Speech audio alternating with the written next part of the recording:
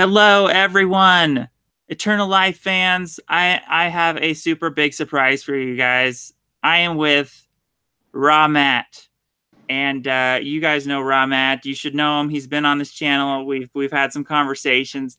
Now, Raw Matt is a super of everyone. He is like an expert on health and nutrition. So we're gonna pick his brain on his most recent strategies. He's got his dog there. We're gonna pick his brain from everything to like health. He's been writing a lot, so we're gonna figure out what he's been writing and his diet. And you guys, this is a treat. Here we go. Raw Matt, say hi. Hey everybody, long time no see.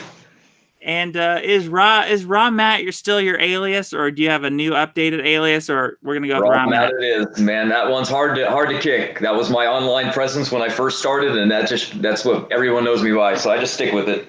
I like it. I like it. Yeah. So you guys know that Raw Matt is like a fighter. He is like an expert fighter. So I want to know, like, I heard some time ago you were planning on like fighting again in is it the MMA? Is that right?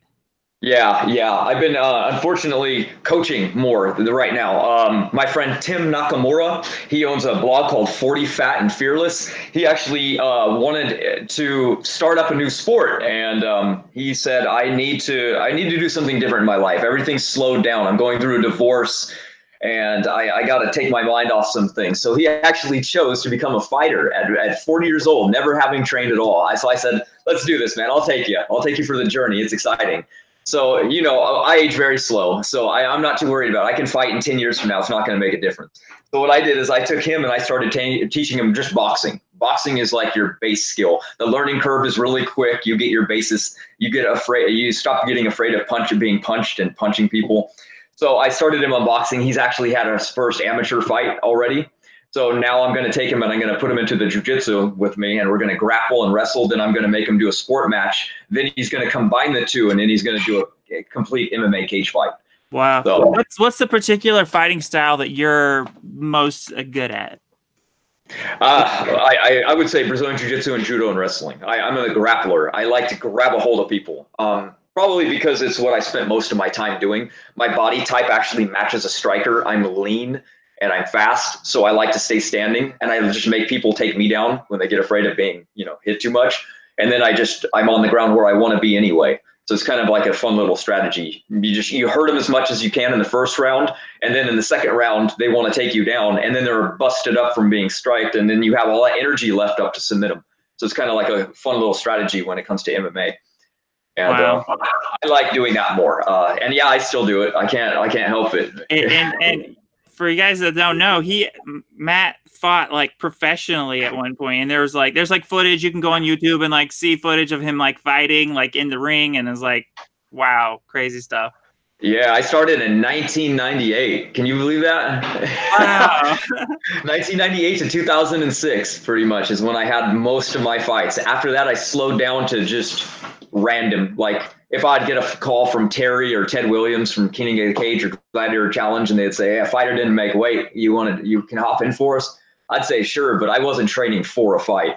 Matter of fact, I actually found out that was a little bit better for me, because the anticipation before a fight, even after years of fighting, you still have those butterflies that get in your gut. It's like jumping out of an airplane. I'm sure you just don't get used to it, right?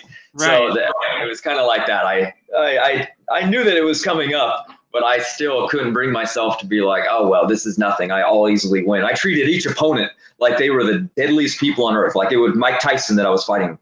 So I always prepared extremely well. The only problem I have is I was an idiot. I would train with massive injuries. Like Aldo broke my arm 3 days before a fight, and I did because I wouldn't tap out. I started martial arts too early. I was too immature, and I was fighting for a lot of pride. And if I would have waited till right now just to take off, oh my gosh, I would have been so much better. Wow. Did you take a lot of blows to the head? Because like we know that like taking blows to the head could really cause like bad brain damage, and it could take a long time to see the results of like they say it could cause like tangles in the brain, right? Like it can contribute to Alzheimer's. People who are fighters who've taken a lot of blows to the head, are you doing anything to like help repair or mitigate some of the damage you might have had from fighting? Yeah, I know what you mean. It's we have a process in the brain called neurogenesis where we can actually rebuild dead brain cells. That's really good. When we have retraction from neurons in the brain from the dendrite, we can regrow that now from herbal remedies. We know that ashwagandha has been found to rebuild dendrite growth in the brain, so that people that have Alzheimer's now have no problem with that. They've done this on animal studies, which match us pretty identically when it comes to genetics and brain wise. So that's pretty good. That's good news. I love ashwagandha. I take ashwagandha whenever I can get it. It's such awesome stuff. Yeah, it's really good for a couple of things. People take ashwagandha mostly for the adaptogenic processes. You know, it protects the body from stress, but what it does actually more is it protects the brain more from stress. Astragalus root protects the body more from stress, and ashwagandha protects the brain more from stress because it releases a superoxide dismutase 3, not 2. So it's not in the mitochondrial, it's in the brain, because there's 3 forms of superoxide dismutase. So that's the really cool part about ashwagandha. It builds the SOD in the brain. Whoa. See, you guys, I told you he's a freaking expert. He knows like this amazing, cool stuff. So did you actually take like blows to the head? Like did you take any? Oh yeah, I've fractured my skull. I had 8 stitches and a cracked skull on here. I've had my ears are thrashed, you know, from cauliflower, from just being hit and bombarded and bit. I've lost a tooth in the back. It's the only tooth problem I've ever had. I got one kicked out. It just flew across the room. What else? Yeah, I've had deviated septum when I breathe. One nostril works, the other does not. Wow. So yeah, you get problems. Oh yeah, I don't grow hair in some of my eyebrows because when you get hit, wherever you have hair, you have a high susceptibility of that hair follicle being very sharp, cutting you. So what I did is I was so extreme in my time, I actually tattooed my eyebrows on. There's a tattoo underneath my eyebrows because what I do is I used to shave them for fights, so I wouldn't get cut. That's how into it I was. Tattooed my own eyebrows on so I could shave them for fights. So if I ever got hit, I wouldn't get cut and bleed into them anymore. My gosh. Yeah, I go extreme in everything though. You know that. Did you ever like if you were ever take a blow to the head? Did you ever feel like you might have incurred brain damage at the point? I don't know what it's like being hit in the head. Like I did get something almost like a traumatic brain injury. I got a concussion when I was younger because I was rollerblading and I just slammed my head right into like a metal bar. And they say like even just one concussion can increase your chance of getting Alzheimer's by like 40%. It's huge. Right. Like later on, it takes a long time for the damage to happen. I mean, for you to notice the results. But I've heard also that they say if you take enough DHA and like these long chain fatty acids immediately after a traumatic brain injury, you can like mitigate tons of the damage, and you can actually like protect your brain. Like there's been people who have like had severe traumatic brain injury and they just dose on like high dose fish oil, and it really it helps them a lot. I would imagine, yeah. But I have humans. Depending on their genetics, some of them can have a really thick meninges, and what that is that's a layer of protection around your brain, in between your brain and the skull. So when you get hit, what'll happen is your brain smashes against the skull. That's what causes you to get knocked out. And now, how violent that strike is, the more susceptibility you have to a concussion. I've had multiple. Yes, I've been knocked out from car wrecks. Even I've sustained lots of brain damage, correct. I would say the worst that I notice isn't actually during the fight. Matter of fact, even after a concussion, you get up and you're ready to fight again. You don't really care. It's like being choked out. Sure, it bothers you for a minute, but you don't really care. You just want to keep fighting. What I notice is that when you go home, you have a massive headache. And when you go to sleep, you wake up the next day and it's entirely gone. So that's probably where the damage is. You're causing massive inflammation, and that's where most of the damage is being occurred. And your brain doesn't feel pain. You don't feel pain in the brain, so you don't actually know the damage that's truly being caused. It's not like your hand where you got it smashed in the door and you immediately know. Your brain doesn't really take abuse like that. It's like looking at the sun. Your eyes don't feel the pain. You don't.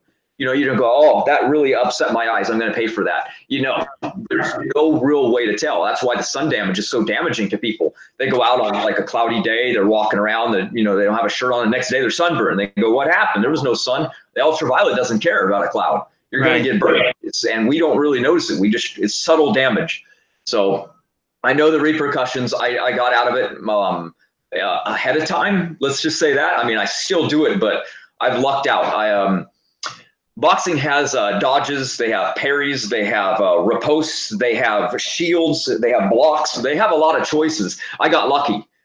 Mine were shields and dodges. So I tried to get away from most of the strikes, and I was more of a grappler. So I spent most of my time not really hitting back and forth. We used to slap each other.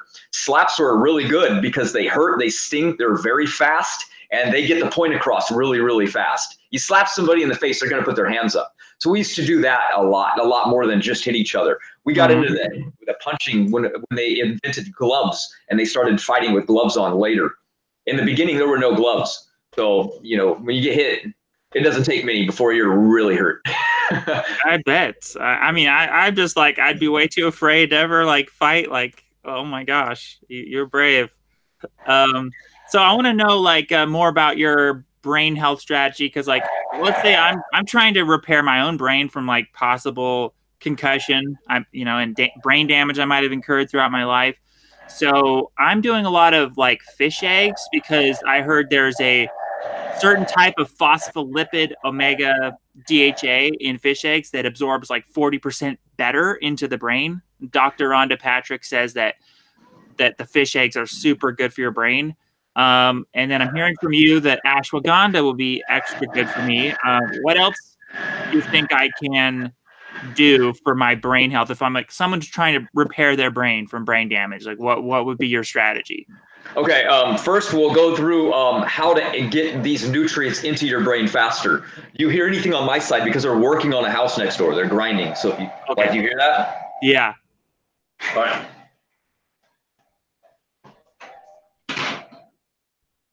Hey guys, for the dog, so hopefully that works a little bit better. Let me just address the chat here. Hey, anyone in the chat, if you have any questions you can think of, you want to ask Ramat, go ahead, feel free. I'm paying attention to the chat, so I'll ask if you have any good questions. All right. All right. First, now we need. Let's say that you have all the nutrients, which we're going to go over next. I would have to say you gotta learn how to get these nutrients into your brain. Your brain is very, very protective. It has something called the blood-brain barrier. It only lets in one blood cell after every 250. So it's really protective. Matter of fact, this is why male children are very high susceptible to autism, because they don't have a protective blood-brain barrier developed yet. Girls do. They're very protective from this. Boys don't. So what they consume can go to the brain. So when they get methylmalonic acid, injections because their parents are like, I want to make sure my baby grows real big and has lots of B12, or, I want to make sure that they get the MMR vaccine and it's 3 vaccinations in one. These things can have elements in them that are not congruent with the chemistry of a young child. So now these can pass the blood-brain barrier and cause lots of havoc.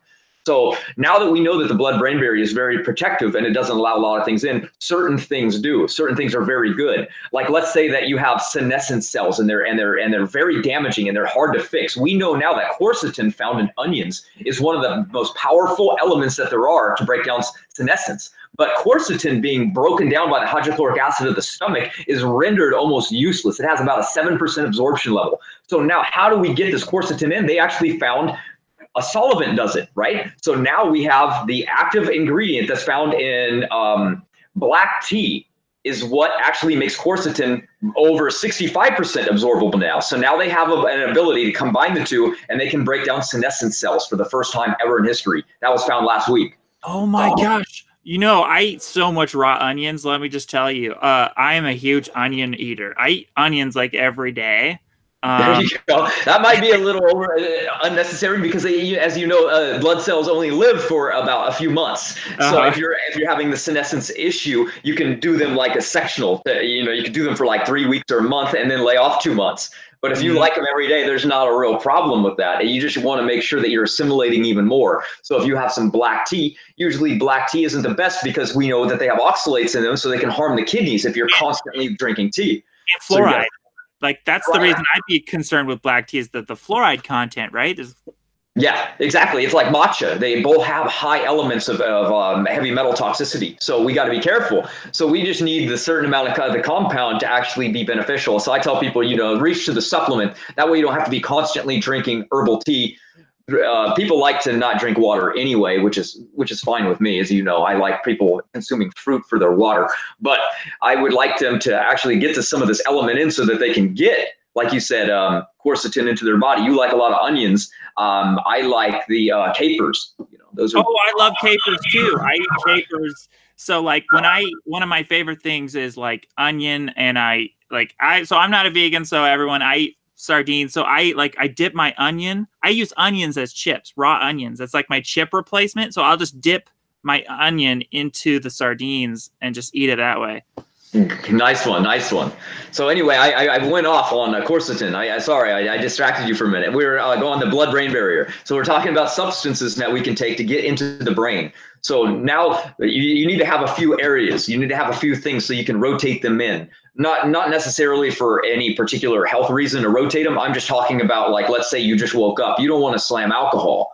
Right? It's not a convenient time, but a black tea, for example, you can do. Or let's say you can use lecithin or coconut oil. These things have a tendency to be good carriers and to help things pass the blood-brain barrier. DMSO is a really good one. So let's say that you wake up and you need to take ashwagandha. And so you want that to pass the blood-brain barrier even better than it already does. So now it's just in a powder form. So you eat that, the mucus of the mouth is going to hinder absorption, right? That's why we have things like suppositories, and we break things down and we snort them. So you get the full effect instantly, right? So now you want that caffeine to help pass the blood-brain barrier. So what I like to do is take the ashwagandha, and you can make an herbal tea out of it. Because ashwagandha contains polysaccharides. Polysaccharides are not destroyed and harmed by heat. They're completely powerful enough to survive heat extraction. So you can take ashwagandha and have to worry about it consuming raw. You can take it and put it into an herbal tea, and you can take it and they can now drink that black tea with ashwagandha to help pass that blood-brain barrier. It's a really good strategy. So you figured out a way to get the substance in the black tea without the fluoride itself, like it's separated with the fluoride, so you don't get the fluoride with the black tea. Correct. There's companies now that sell that, just the active ingredient. It starts with a T. I just woke up, so I'm not keen on exactly the word right now. It's like theogene or something like that, and it's an actual alkaloid that's in black tea that will do that. I mean, I can find it. The book that I wrote for you guys, Never Age, and it's about like 99 pages or so. That's up to the book. Hey, if you guys, I think we're still selling the book on my website, eternallifefanclub.com. If you guys go, you could see the book. There you go. And what you can do then too is if they get the book, I'll send you the link to my actual updated copy that I update continuously. Because awesome. As you know, yeah, the tangible book, it's hard to update, obviously, because as new information comes, I add to the document form, and I don't have the ability to go back and mutate the book. Mm-hmm. So I update that continuously. It's over 400 pages now. Every question that Aubrey de Grey has had, I've answered. Awesome. That's so cool. My audience should be very familiar with Aubrey de Grey. So I want to know, like, if people research ashwagandha, when I was researching, I noticed it's in the nightshade family, right? So some people would be worried about that. They'd be like, oh, no, it's a nightshade. I can't eat nightshade. What would you tell people who are, like, worried about that? They shouldn't be, right? Well, nightshades, depending on your susceptibility to them, like let's say you have severe arthritis, be careful of nightshades. Absolutely. That substance that's in them called solanine is very inflammatory. It causes more red blood cells to die. So that causes... But is that in ashwagandha, or is that in just, I know that's in green, like in tomatoes and bell peppers and, eggplant or something, but is it in ashwagandha root, or is it? It's very minute. It's mostly in the green leaf of plants. It's in the tomato leaf far more than it's in the tomato. It's in the leaf of the pepper more than it's in the pepper. The fruit bearing part of the plant is very, very low. Ashwagandha, it comes from the root, so it will have some, but it's so minute. We're talking about a medicinal dose of 1 tablespoon maximum a day, or at least twice a day. That's not enough of that alkaloid to actually cause a person harm. And very And few people actually got the berries, goji berries are also nightshade, right? And there's not a lot of solanine in a goji berry, right? No, they're in. That's the fruit, and it's heirloom, so it's going to be very, very low. It's not even close to a tomato botanically. They're almost entirely different plants at this point. A tomato's like been hybridized. Especially a fried green tomato. We don't want to recommend it. People wouldn't want to be eating fried green tomatoes. That's like the worst in solanine, right? Yeah, no good. The picked early stuff, the green bell peppers, the things picked unripe and early, they're going to have a higher amount of that because they haven't had a chance to change, to convert that element away. So yeah. So another really good thing that you can do is, now that you have some alcohol, you have some lipids, and you have some caffeine, all of these things, all caffeines. Now, black tea was used as an example with the onions to help quercetin absorb, but we also know that all caffeines work as a solvent to help pass the blood-brain barrier. That's why you get jittery and excited, and your brain works better after you consume caffeine. So you can use caffeine now to pull these nutrients into your brain even better. I just drank yerba mate. Yerba mate. I want to know your opinion on yerba mate. Because you seem to be a fan of caffeine. Well, at least you think there's a place for it in the diet. I'm a big fan of yerba mate. Like, I notice it helps my brain. The biggest problem, though, is you develop a tolerance to it. You like drink yerba mate every day, and then it's like you need so much of it just to feel the same effect, which is why you have to take long breaks from it, or else it'll just lose its effectiveness entirely. But what is your opinion of yerba mate? I like it because it doesn't have fluoride, and it doesn't make me feel jitters. I can drink tons of yerba mate, super concentrated. I get a real good brain rush, but I don't get any jitters like you would get with coffee. Like, you get too much coffee, you start to shake, and you might even get heart palpitations. I could drink tons of yerba mate and no negative side effects. It just seems to be all positive, except for the tolerance that you eventually develop. What do you think about yerba mate? Yeah, if you were to rotate yerba mate, you wouldn't have a problem whatsoever, because, as you know, you're acclimating to something. So if you had it every second to third day, those wouldn't really be bad, because if you were to quit right now, you would actually get a headache from that. That's the caffeine withdrawal effect. And because caffeine is considered a neurotoxin, so we don't want to consume caffeine on a continuous high amount of basis. We want to get the beneficial nutrients from it and then stop. Same with alcohol. That's why people don't drink wine for the resveratrol, because you would need to drink until your liver's screwed up. We don't want to do that. So it's the same thing. If we want to get the element that's from black tea, we would need to consume quite a bit. And that would be a really hard thing to do every single day. The good part about yerba mate is that it contains high amount of antioxidants. It's not glycated. So meaning what they do with most coffees, and what they do with a lot of herbal teas, is they roast them. They roast them over fire so that they have substantial amounts of time of shelf life, and that they have a different flavor entirely. They bring flavor out by roasting them, right? Like a dark roast is what people want, and the darkness. It's essentially burnt, right? And they even had to warn people against that's a carcinogen. Like, Starbucks had to warn people, by law, this could cause cancer because it has advanced glycogen end products, right? That's right. That's Prop 60 in California, and it says they have to warn you against known carcinogens. So Starbucks definitely warns you that their coffee causes you to get cancer. So all these people, everyone watching, all these people eating the bulletproof coffee and all this, you're killing yourself. You're giving yourself cancer. Don't. Just stop. Just stop it. It's okay. Time will reveal these things.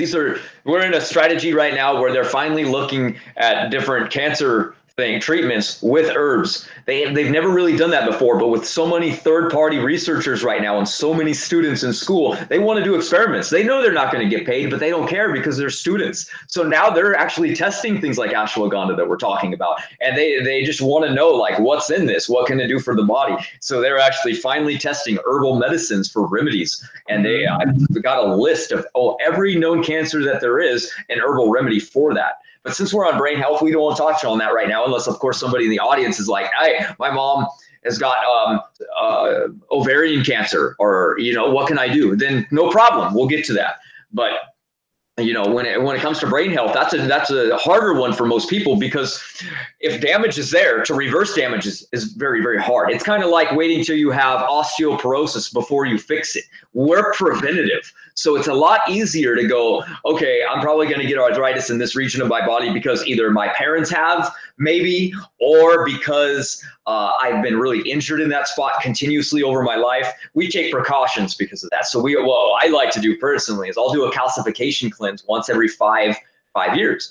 And, it's a 3-month system. It takes quite a while, and you have to be dedicated and diligent. But guess what? I'll never get arthritis. And I have completely damaged my body. So with the brain, if you've done damage, you don't even know. So you're taking precautions. Yours came from an X-ray. So we know now, what can we do from for elemental wise that can protect from that? Well, we know now that scalarization of water in the form of what's called rad neutral protects the brain from radiation. That's really good. Wait, what's that called? The scalarization of water, that's the process method that's used. You can call it, it's called rad neutral, R-A-D. Capital. Rad neutral water. Rad neutral. What they've done is they've actually taken this, and they've taken test subjects, and they put them on this rad neutral. After one complete cycle of 30 days, the body's microbiome assimilates this element into itself and memorizes it forever. So when your cells go through mitosis and apoptosis, they clone themselves essentially. What will happen is that memory is now imprinted onto the next cell. So you never have to take the supplement again. You take it once and you're done for the rest of your life, and you're completely immune to radiation damage. What? This sounds so amazing. Wow. It is, and they don't know why. They haven't exactly figured it out, but I read through the technical papers, and that is actually what's occurring. Okay, so I definitely need this stuff. So for you guys who don't know the backstory with my brain damage, I went to an X-ray. I went to a chiropractor, and the chiropractor was giving me an X-ray, I guess, for my spine. I had scoliosis, and I literally felt the X-ray. Like, I felt it. As soon as they pressed the button, boom. He stood behind a thing, right? Because they have to stand behind this thing, so they don't get the radiation poisoning. But I felt the X-ray on my face, and I'm like, what the heck? You're not supposed to feel an X-ray. Immediately, I was, worried that maybe the X-ray machine had been broken or something, and it released too much radiation. I don't know, but I researched it afterwards, and you're not supposed to feel an X-ray, but I guess a few people had reported that they had felt it. So maybe I'm like this extrasensory person that feels radiation. I don't know why, but I did feel since that day. It might be partly psychosomatic, but I have felt that I had some brain damage from that. Anyways, that's just the little backstory there. Okay. Yeah. I remember you told me a long time ago. Yeah, and, I was really worried, right? When I was talking to you about it, I'm like, I feel like I have this brain damage, Matt. What can I do? Yeah. Unfortunately, our strategies back then for radiation were very, very minimal. We know that miso, for example, well, whatever they used in Hiroshima, this.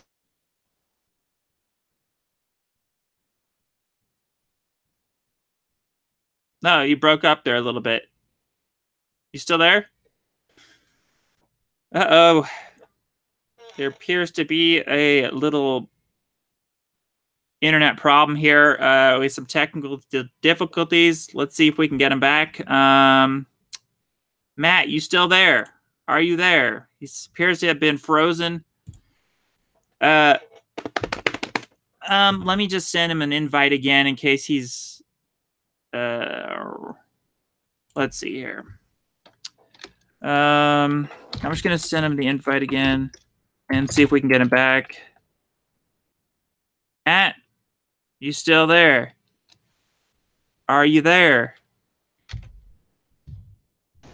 Oh, you're back. You're back. Okay. I don't know what happened. I haven't moved. I guess I'm on the router. Internet problem. All right. What were you saying? I don't know where I left off. All right. We were talking about radiation. Yes. So, yes. Okay. Oh, you're talking about natto. The natto, yeah. That's what the Japanese who were in Hiroshima and Nagasaki, they took natto to mitigate the radiation poisoning. And they would take seaweed and things, right? They would. Yeah.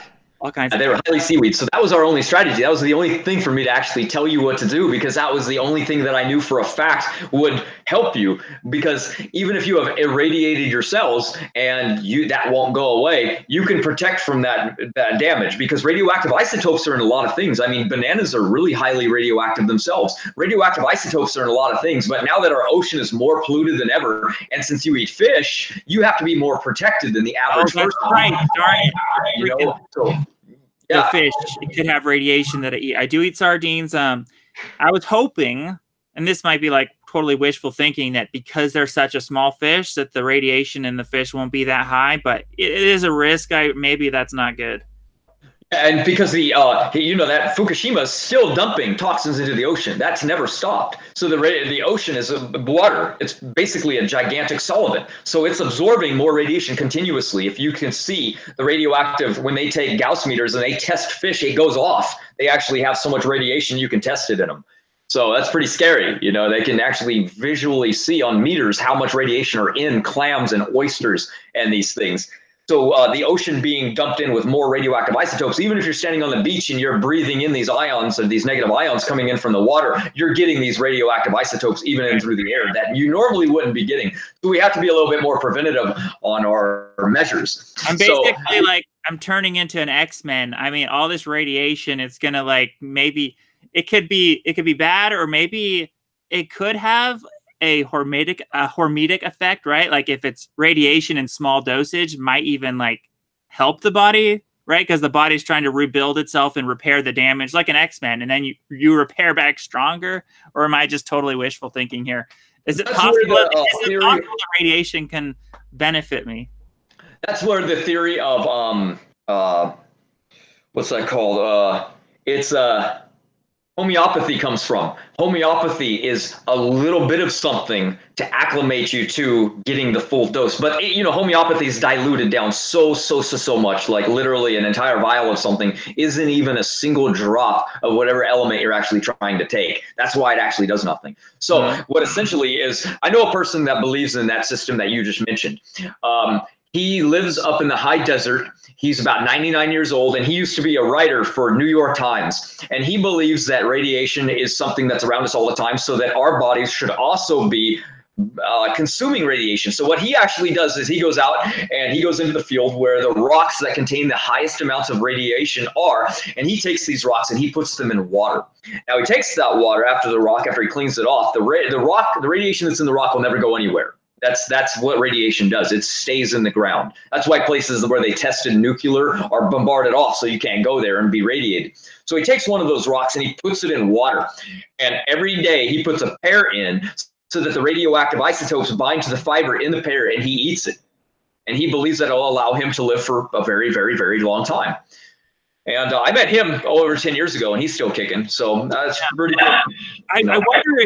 I wonder if there's a difference between is there a difference between man-made radiation, it's probably not man-made radiation. It's probably like something you would find in a nuclear power plant or a nuclear bomb versus the natural radiation that would be in a granite rock or a marble cutting board. I have this big marble cutting board. It's probably emitting radiation because even I heard marble cutting boards can literally just emit radiation.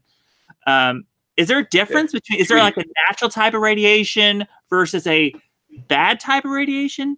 And we have to talk about the whole, before I forget, we make sure I don't forget, we have to talk about the 5G towers. I wanted to ask your opinion on, because this 5G tower thing, I heard it's going to be horrible. They're going to put these things everywhere, and this type of radiation coming from the 5G is really dangerous. So what do you think about that? But okay.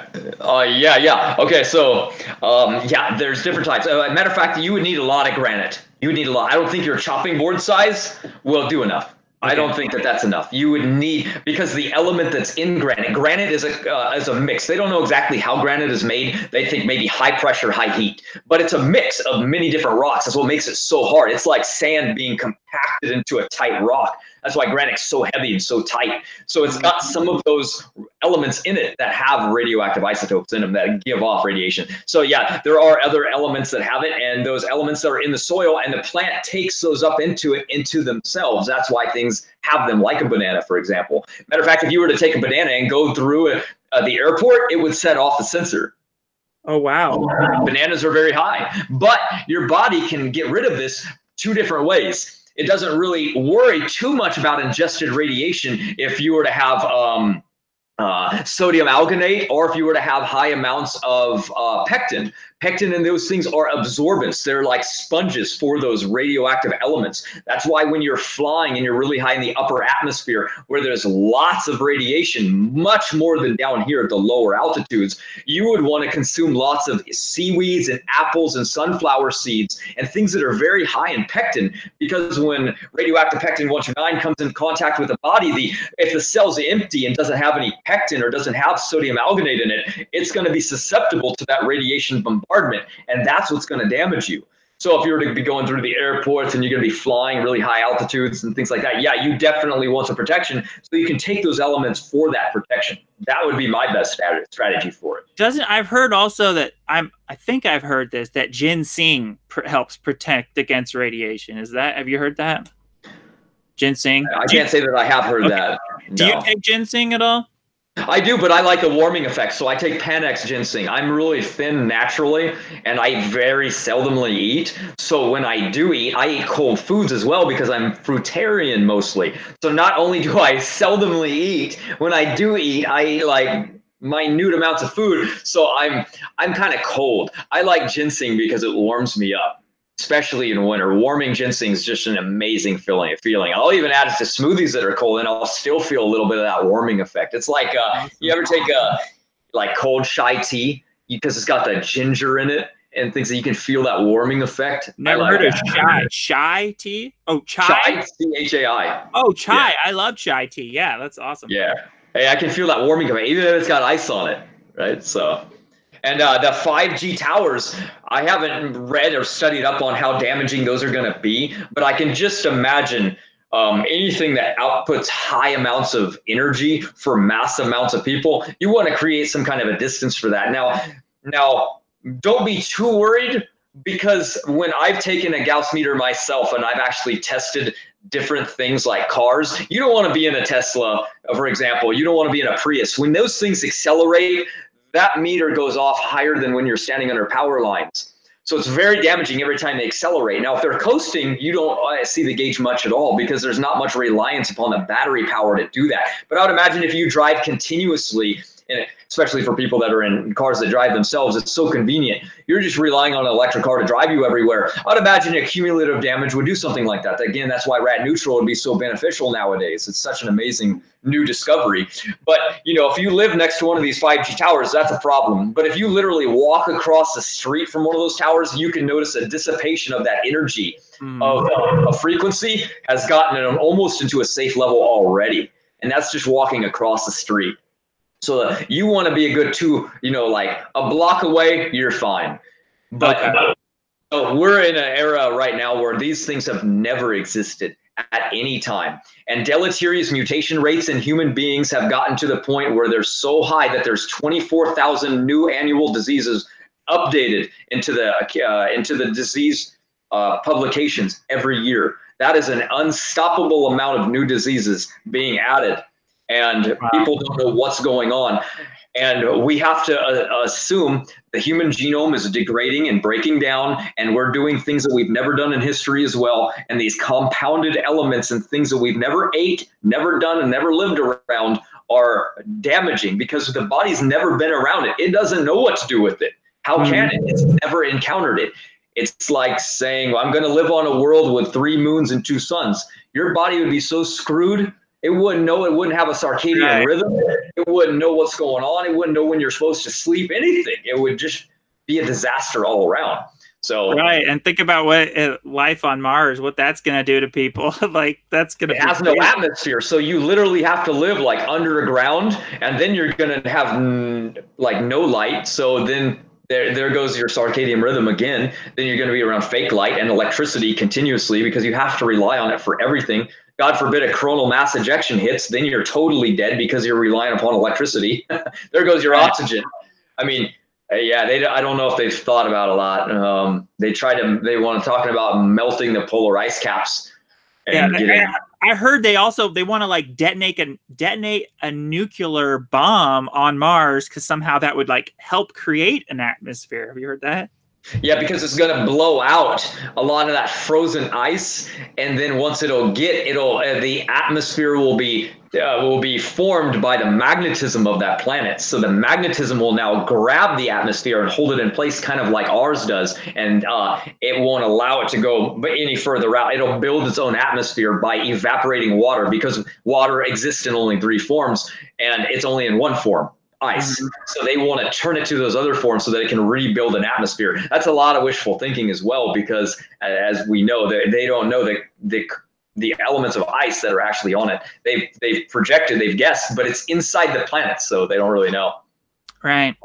And you mentioned electric cars, and I just want to make sure the audience picked up on that electric cars are definitely a source of like EMF radiation, right? And that could be causing people all kinds of problems. Yeah, I would like people to really, if they're going to be driving around in electric cars, don't sell your car because of me. I mean, my God, I just want you to be able to know that it does damage, so you know to protect yourself, and you can protect yourself. There's these things that they call them tachyonized discs. I'm pulling out my phone so you can see one, and they don't block radiation. Nothing can do that, but they transmutate the element itself into a less damaging form. So what they've done is they have a machine where they've actually taken anything that you would want to put into it. They put discs in, and what they do is they put it into a machine for a couple of weeks. And this machine they patented it, so they're not going to exactly tell you how they do it, but I've been there, so I'll tell you. I'll be up for this. We got a text, sorry.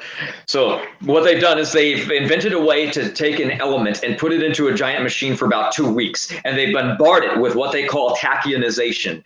And what they've done is they found a way to process and put something in that allows it to hold information in it forever.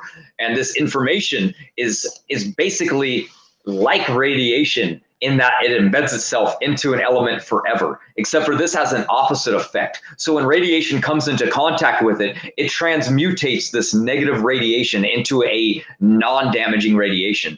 So what they did is they went to electrical panels and they put one of their discs on the side of it. And then they took an aquarium and they put rats in it. Then they went over and they put another aquarium and they put that right next to another electrical panel that had rats in it as well. The one that was with the normal electrical panel, the rats can feel it. They're very sensitive. They're like ants. Ants can see radiation. They can actually dodge it if you put them in a microwave and turn it on. They can see it. They can move around. Animals are very hypersensitive to elements like this. Humans aren't. We're basically useless. So we put these rodents in there, and they ran to the far side of the cage, and they made their beds because they could feel the damaging effects, and that's as far away as they can move. With the ones with the tachyonized discs, they felt no negative effects at all. They made their beds everywhere.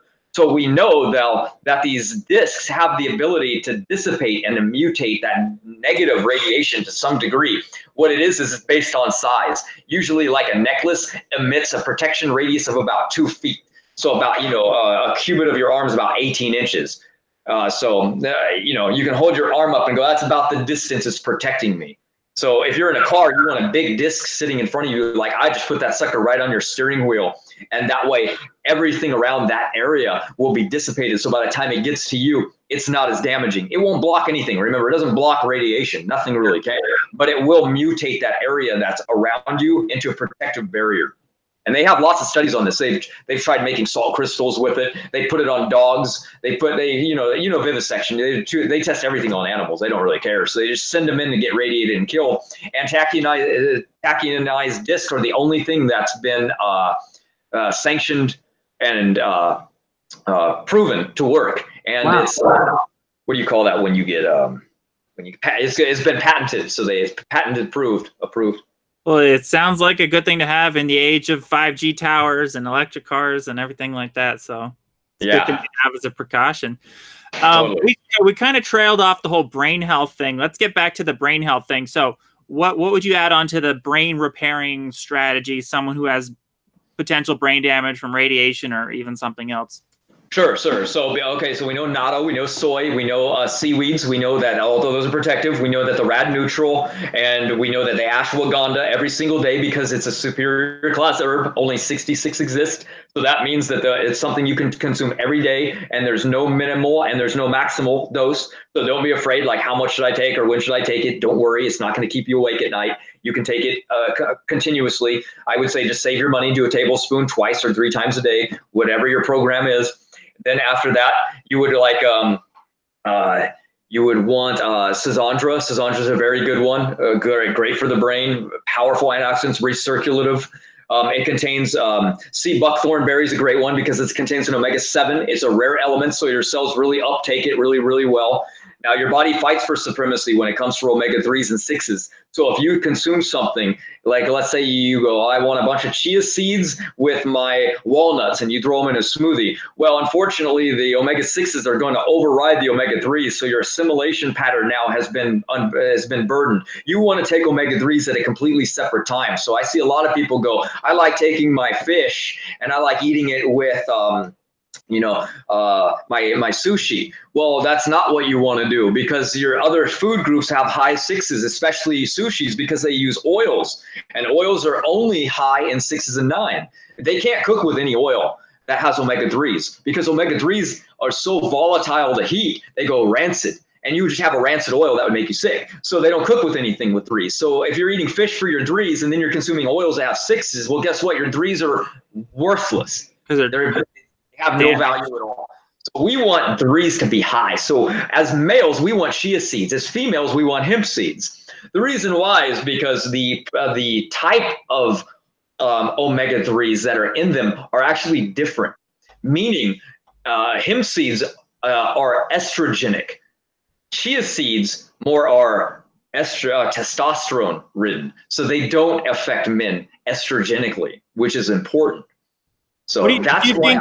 I heard that the body does not do a very efficient conversion of these like plant omega-3s into the long chain omega-3s that you would find in like a fish egg. What do you think? Is it? That study was done on people that were 45 to 65. So they already were old and they had never worried so much about that. I'll give you the study. Basically, they took these people and they wanted to see the conversion. They've eaten fish their entire life, so they've never had their body actually worry about making alpha-linolenic acid into DHA. What happens is we're actually frugivores by design. And so our body is naturally designed to make those elements. Matter of fact, if you consume no fat at all for a week or a month, your body would be making a perfect ratio of omega-3, 6s, and 9s, to 1 to 3 to 9 inside the human body. That's why the ratio is kind of like that. So what happens is our body is naturally designed to do that. Now, when we've actually studied younger people and we've looked at their omega-3 fatty acid ratio that are raw food vegans, they were actually high in omega-3s, and their only sources were flax and chia.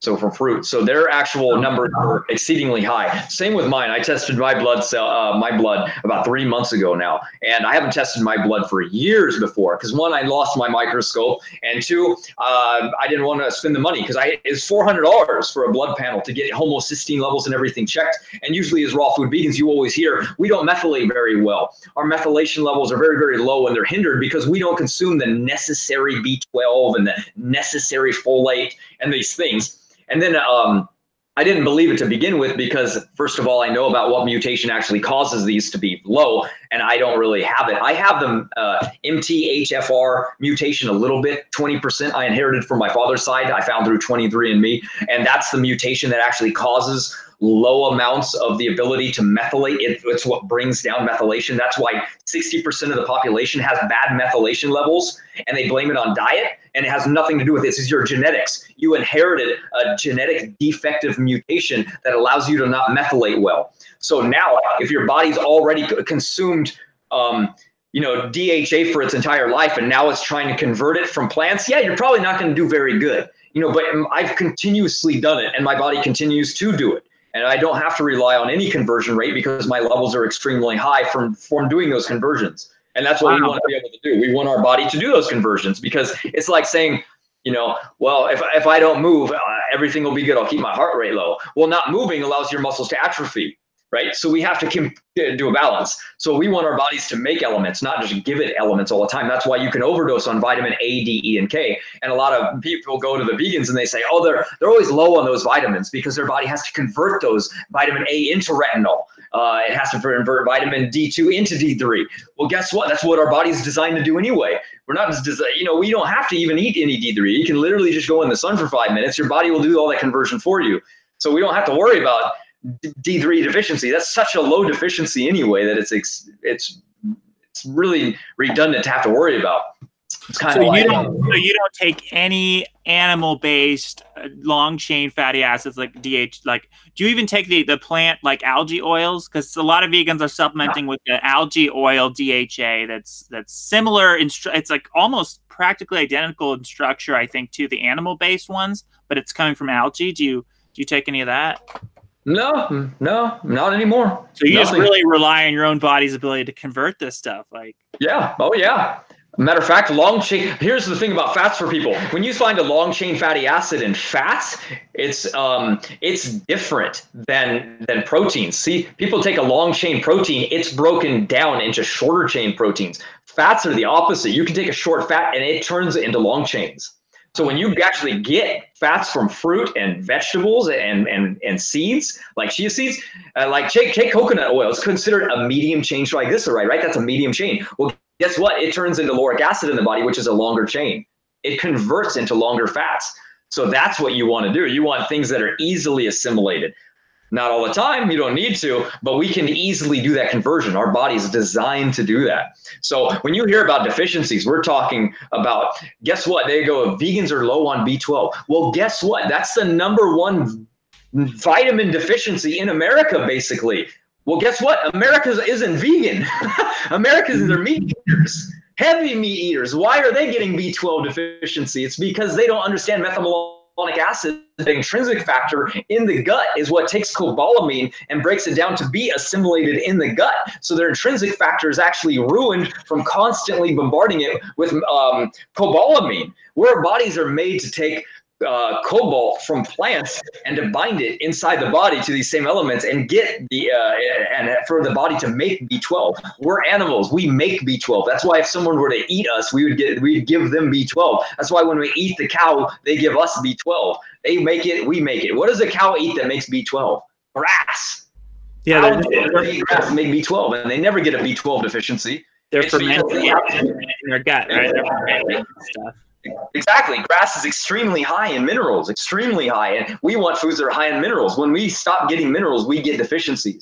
And our foods should have high minerals. So deficiencies come from what you're doing, not what you're not doing. So a lot of people are constantly eating grain and all these breads, and then they eat a sandwich with bread. Well, guess what? Bread has phytates. Bread stops the absorption of B12 because now it has the phytates. So when you're consuming the meat, that should be helping you absorb.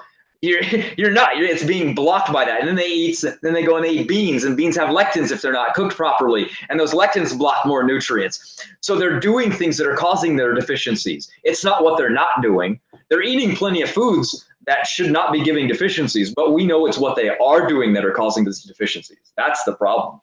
Yeah, like I'm sure, like if people had an ideal healthy gut, their body could probably produce a lot of this stuff.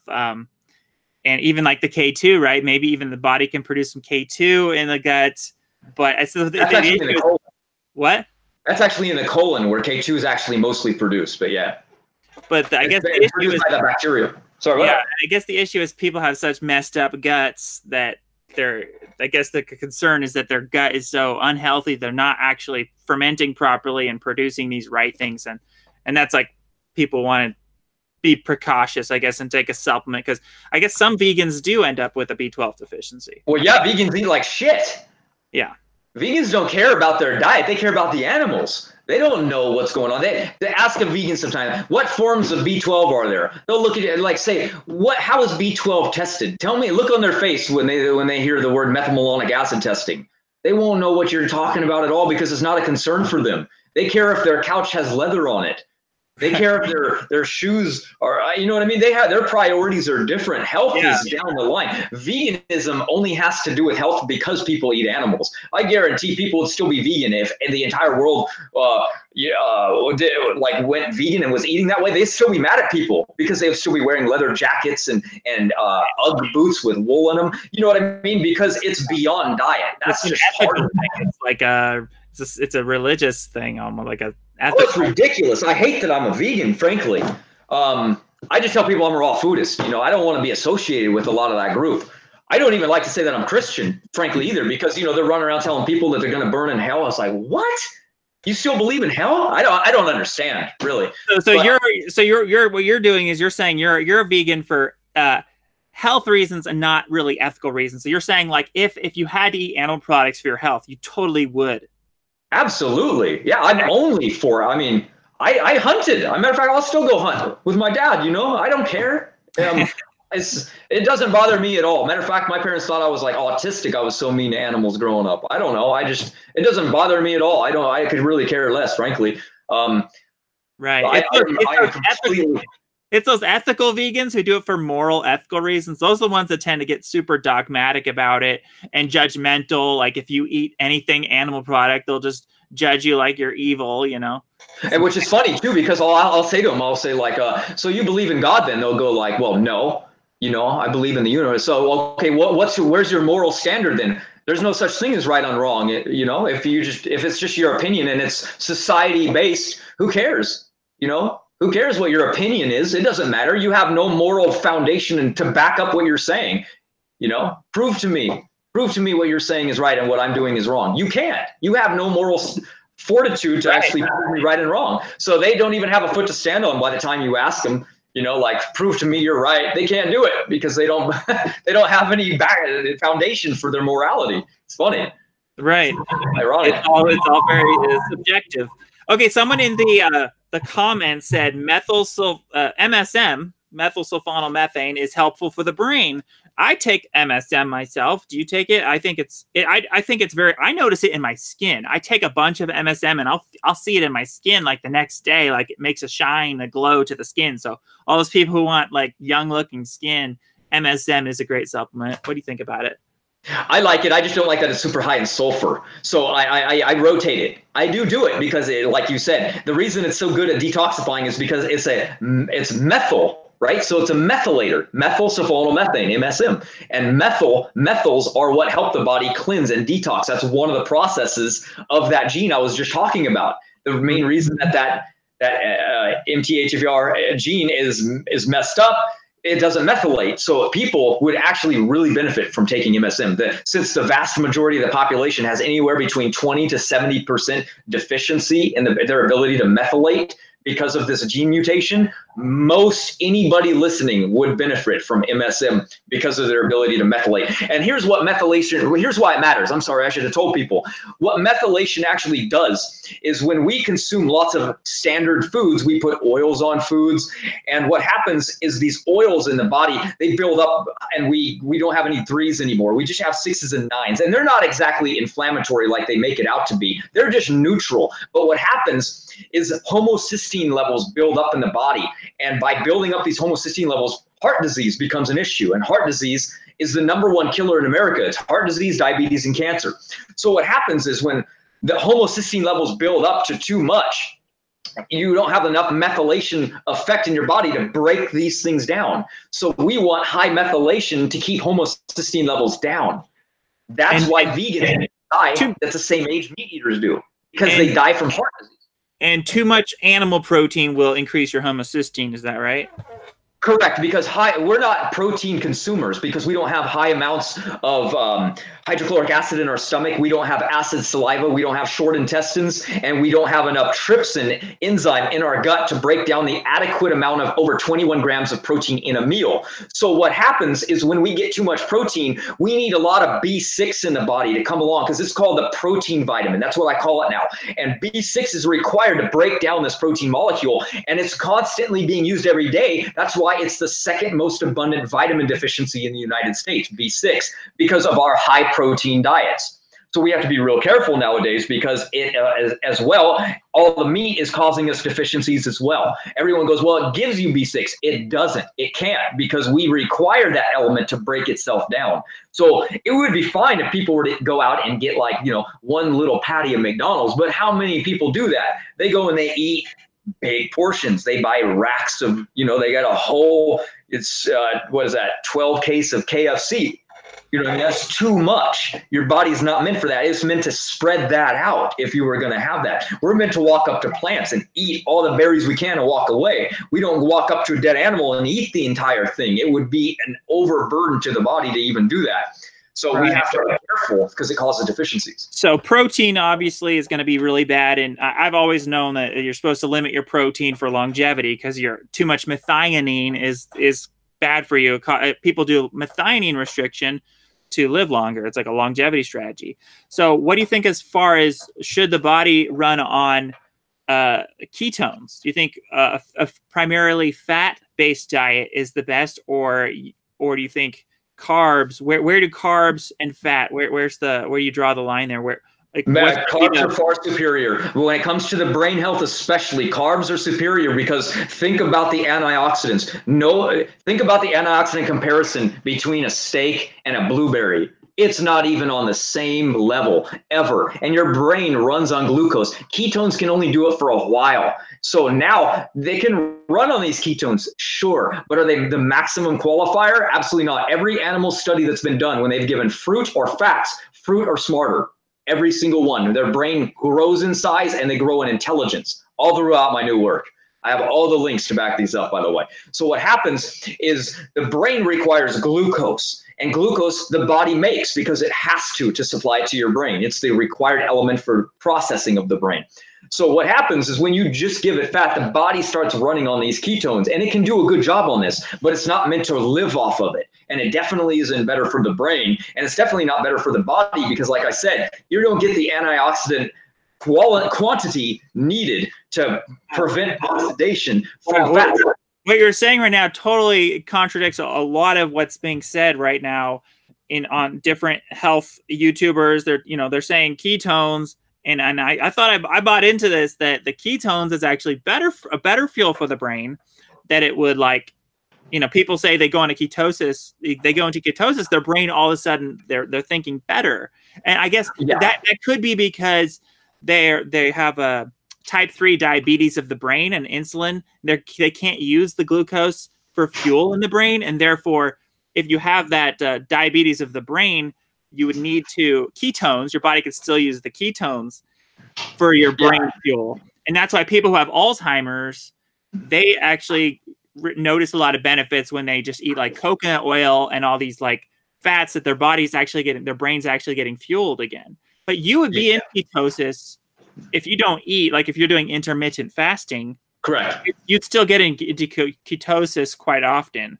You drop into it. There's no doubt, and it's definitely it's fine. But I'm still getting carbohydrates. They're my main source of elements that come in when I do consume something. So I'm not in a pure ketosis state. Ketosis is good for people to drop in. There's no doubt. To run into it for quite a while is really good, because most people are constantly eating an insulin. Like I said, diabetes is the number 2 thing that's problems. Remember, 63% of our society was obese. That's over 20% body mass index. And that was what, 13 years ago? The number's higher now. So we're talking about probably around 68 to 70% of our population are highly overweight and very highly insulin sensitive, because everything that they're consuming is a carbohydrate source that's trash. Literally bread, like the base of the food pyramid, pastas, breads, grain, everything. So yeah, if you remove those things, you're gonna be better. So when I'm saying carbohydrates, I'm not talking about those things. I'm talking about things that fuel the blood and the brain,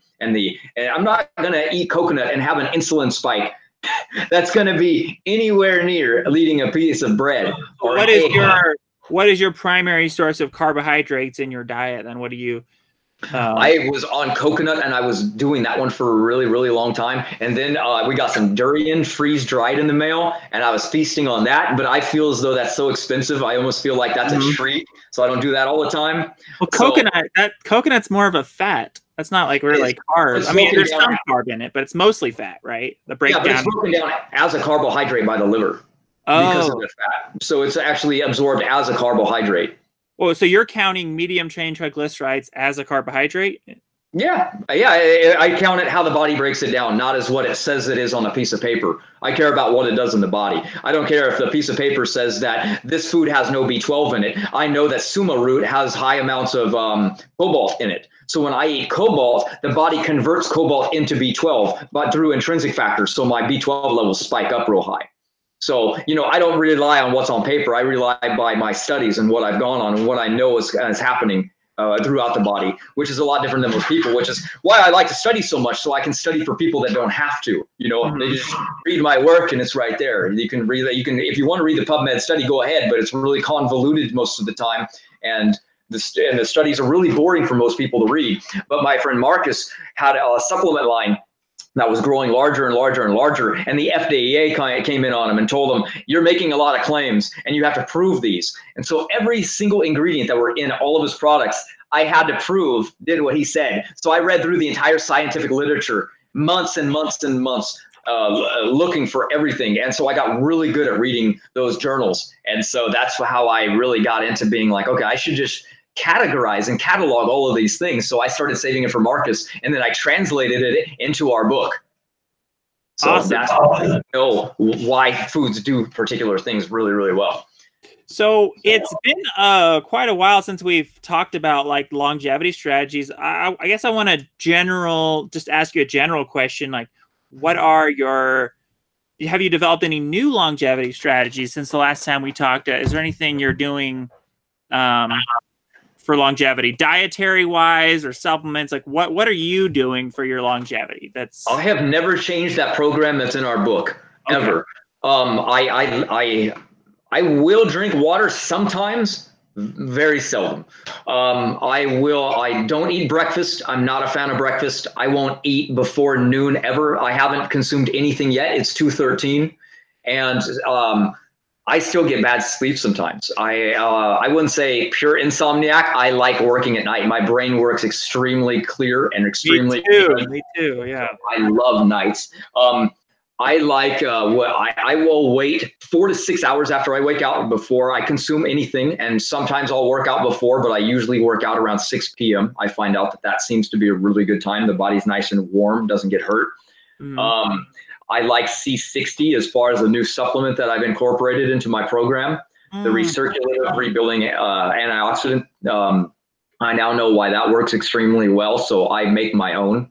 Make your own C60? Do you just blend your activated charcoal with olive oil, or how do you do that? Yeah, I take the C60 from SES in Canada, and I get the straight Buckminster Fullerene now. And I will take it and I will blend it, yes, in my own olive oil, not theirs. And I'll just crack it. And then what will happen is you can do it every 3 days, every week. The experiment was actually done when they injected the mice into their stomach directly once a week. And it was such a recirculative antioxidant because, again, it's in fats, so fats recirculate, that it lasted pretty much throughout that entire week as a recirculative antioxidant.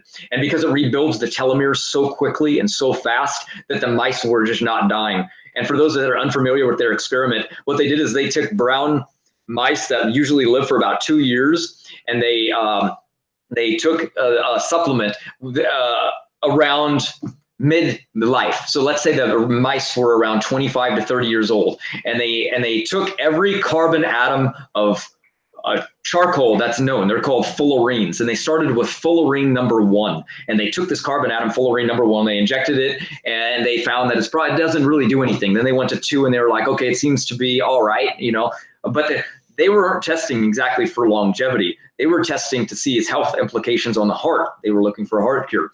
So what happens is when they got to C60, Buckminster Fullerene number 60, they actually were injecting these brown mice, and they did it for the equivalent of 25 years to a human, which is only 7 months to a brown rat. And that was it. Then they stopped. Now, mice, I keep saying brown rice, like the supplement. The brown rats only live for 2 years maximum. After these 2 years, they weren't dying, not a single one of them. So they were like, wow, we should figure out what's going on. So they took one of them and they killed it and they tested their liver and they found out that the superoxide dismutase levels were 20% higher. And they found that, now, by the way, I'll get into that in a minute. And they actually found out that the telomeres were actually youthful. So they left the other mice and they let the experiment run out. The experiment went to 5 years before their experiment was cut off from grant funding. And guess what? There were still rats alive. That's over a 90% increase in human lifespan. That's the equivalent of living 750 years on C60 alone. Wow. So extremely powerful supplement.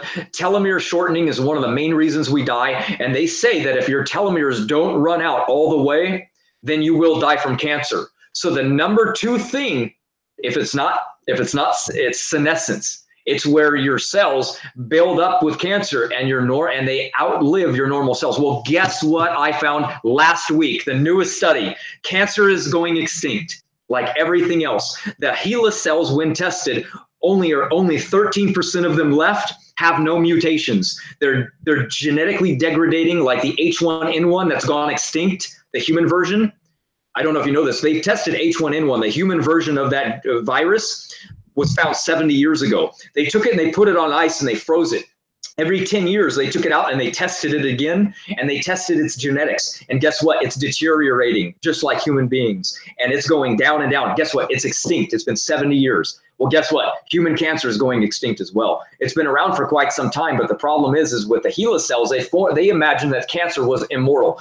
And it is a very long-living cell. It will outlive the cells in your bodies, but as far as them being immortal, they're not. But as far as we're concerned, they are immortal inside of us because they will outlive our normal cells until we die. So if we get cancer right now, we know that they'll outlive our normal cells because and it eventually would kill us. So we have to have a protocol to kill cancer before it builds a number greater than our own cells, stage 1, 2, 3, and 4. Not a problem. We know this program, but the average person does not. So therefore, if they extend telomeres, they have to worry about cancer. So they have to have a well-rounded program.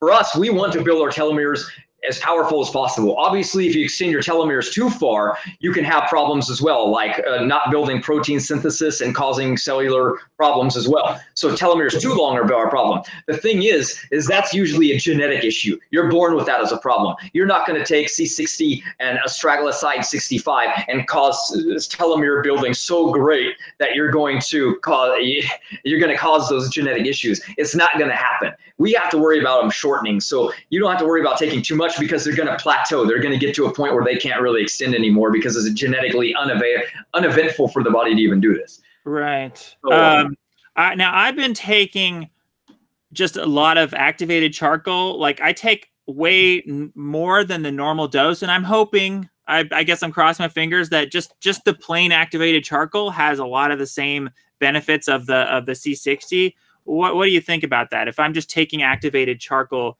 semi-regularly, does that at all compare to the benefits of the C60? Because that's what I've been doing. Because the C60 stuff is just so expensive, and I haven't gotten into making it myself.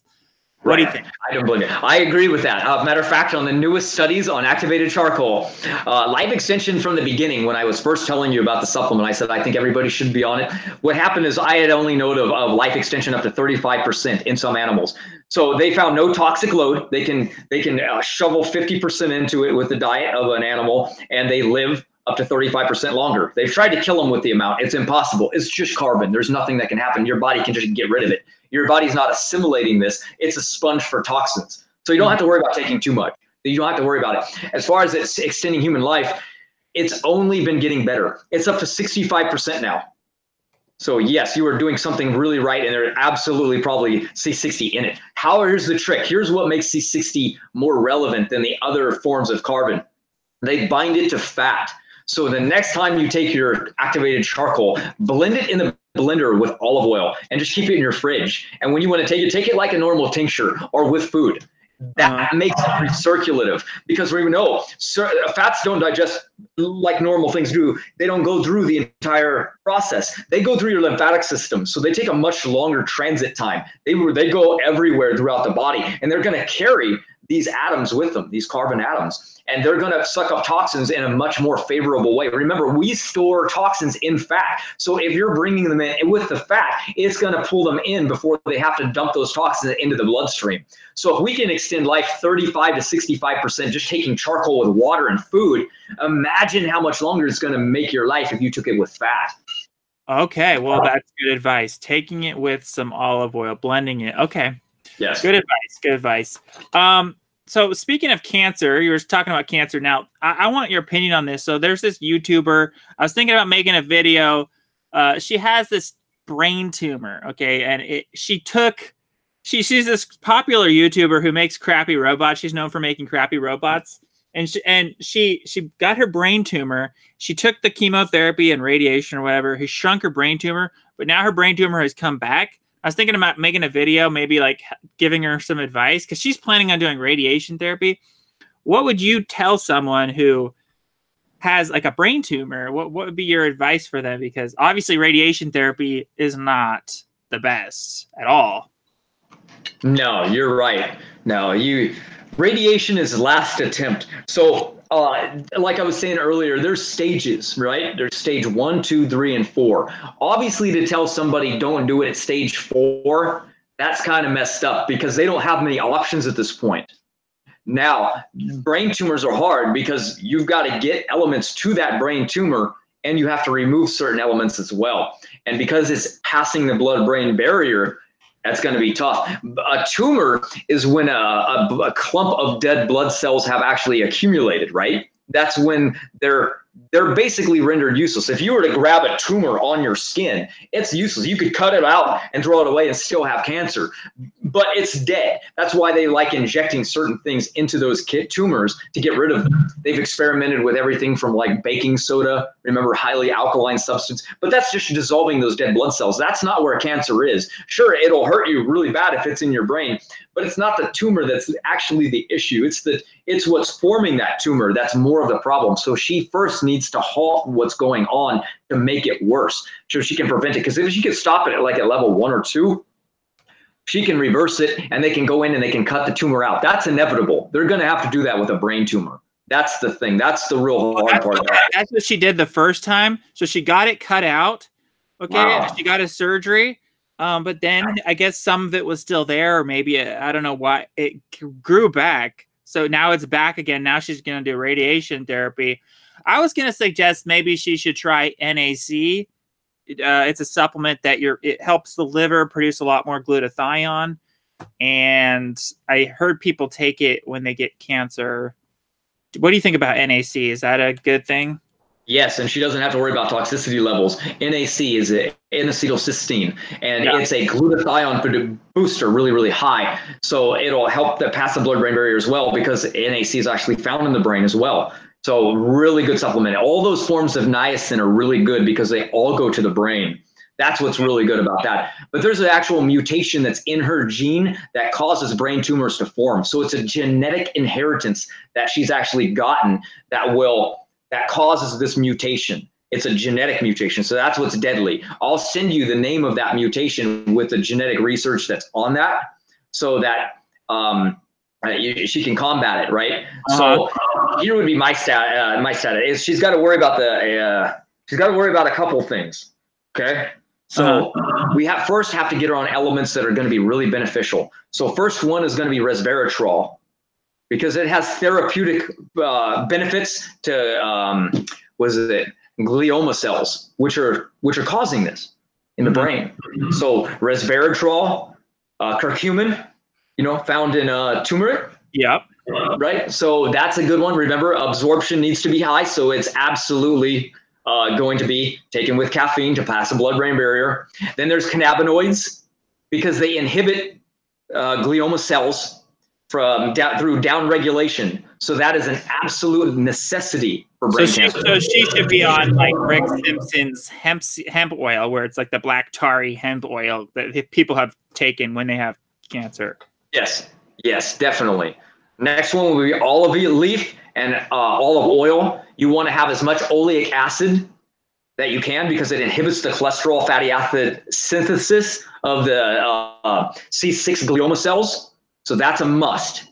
Olive oil every day and olive leaf as much as you can. And then bromelain as well, because bromelain is one of those powerful anti-inflammatories that can inhibit pretty much the properties of the invasive glioma cells.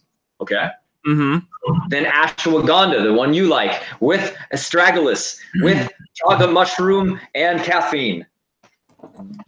How about Rehmannia? Do you think that's a good one? I love Rehmannia too. It's another one of my favorite herbs. I cannot promote anything that I have not scientifically validated through PubMed research. I will recommend it like you, but I will not say this is what you have to do. Okay. How Those about are what iodine? you have to do. Iodine, what? Mineral. What iodine about is great. minerals? Iodine is amazing. Iodine, okay. Mm-hmm. Yep. Iodine is invaluable to people. You only need it once a month.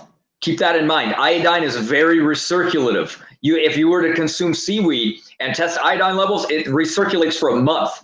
So you don't need iodine a lot. It's very highly uptaken into the body, meaning it's not like, it's almost not even like a required element. I mean, it is because all elements are, but it's a trace element, meaning you need trace amount. So when you eat a lot of iodine, your body basically says, holy shit, and it just saves it. It doesn't know what to do with it. It's like taking lots of vitamin A. Your livers, if you never consume vitamin A in any form, even plants, beta carotene, you wouldn't have a vitamin A deficiency for 4 years. That's how long your body stores those vitamins. They're fat soluble. How about chaga mushroom? People say the betulinic acid in the chaga mushroom is super powerful for cancer. Would you recommend something like that? It is, because it inhibits the proliferation of those tumor cells. Correct. That's why it works so good. So I should tell her to take chaga as well. No, take all those that I said. Yeah, those are all of them. You want resveratrol, curcumin, cannabinoids, olive leaf, olive oil, bromelain, astragalus, ashwagandha, chaga mushroom, and caffeine. That's a powerful therapy right there. That is. And all of those help through PubMed research. And remember, her mutation is genetic. So when she clears this up, keep on a protocol. Keep on doing those things. Don't just go, I'm cancer free forever. She has this mutation, I have no doubt.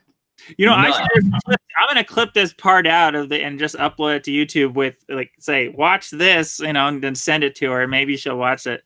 Absolutely. Absolutely. I mean, yeah, it's too bad I can't actually post these things, but, you know, I'll give them to you. She can contact you. You've got your channel. You're on almost every day. I'll put anything in you could send me links. I'll put them in the description of the video. So if you're watching this, girl who makes crappy robots, the links are in the description. Go check them out. Awesome. Awesome. That was a good one. I'm glad you brought that up. You know, those are good. Okay. I want to know, like, are you taking any new different types of supplements? Because I remember you were taking some interesting supplements. You were taking, it was a carnosine or carnitine that you were taking. I was taking carnitine. Carnosine is really good, don't get me wrong, but you can make carnosine with beta alanine. So carnosine is really good. It's one of those things that it's in our book. You know, I say take 1,000 milligram a day, so it overrides your carnosinase enzyme so that you have extra in your bloodstream, because what happens is it makes your blood cells, which normally live for about 128 days, live for about 400. And since they worry about the Hayflick limit, then we also should really be concerned with how many cellular turnover rates we actually have. So if we actually do have a cellular limit of 60 cellular cycles, then the Hayflick limit, then we also should really be concerned with making those cell rates live longer so that we have more turnover rates, all right? I mean, not more or less turnover rates, more time in between those turnovers. Right. So if you basically are doubling the lifespan of your cellular turnover rate from 200 to 400, you essentially have doubled your lifespan. So that's where that comes from. Unfortunately, to obtain it from food is physically impossible because your body renders it useless trying to obtain it. Kind of like resveratrol from wine. Your body can't do it. So what it needs to do is it needs to take it in a supplemental form, and you need to take 1,000 milligrams of it. The unfortunate part of it is it has a side effect as well, and that is it builds up in the body. So we have to worry about what it builds up in the body and also now detoxify that. But don't worry, that's in our book as well, because everything has a repercussion. If you do too much of one thing for a benefit, it's going to throw off balance of something else. So we want to have as much balance as possible. So I like taking beta alanine because it helps your body produce high amounts of L-carnosine. Okay, so it was L-carnosine that you were taking carnitine. Yeah. I don't really do that much anymore. I realize that it's okay. That's one of those things I want my body to continue to make, and it makes it a pretty efficient thing. So and it makes it from beta alanine. No, that's what carnosine is made from. Okay, that's right. And so the reason I mention this is because I wasn't supplementing with carnitine, and I was concerned that I wasn't getting enough of it in my diet because I wasn't eating meat, and that's one of the highest sources of carnitine in the diet. People say, like the vegans are going to be deficient in carnitine, and they don't know what they're talking about, right?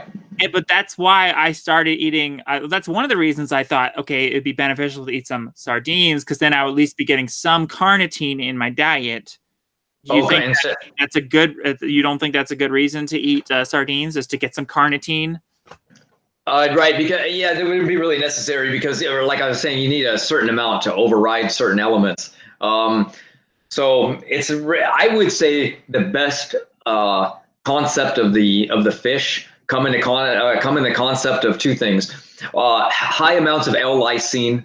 Lysine is a very, very good amino acid, and it fights for supremacy in the body where methionine does. So though there's lots of methionine in fish, it's not really the detrimental aspect because L-lysine will come in and bump it right out of the way. It'll say, get out of here. You're nothing to me. So like people that eat lots of rice, that's high in methionine, right? Really, really high. But there's no lysine in it, no leucine in it, really. So you want the lysine to be there so that it can take supremacy, so that it pushes the methionine out. So that's what's good about fish, is it's really high in lysine, and you get the most basic, simplistic form of omega-3s where there's no conversion needed.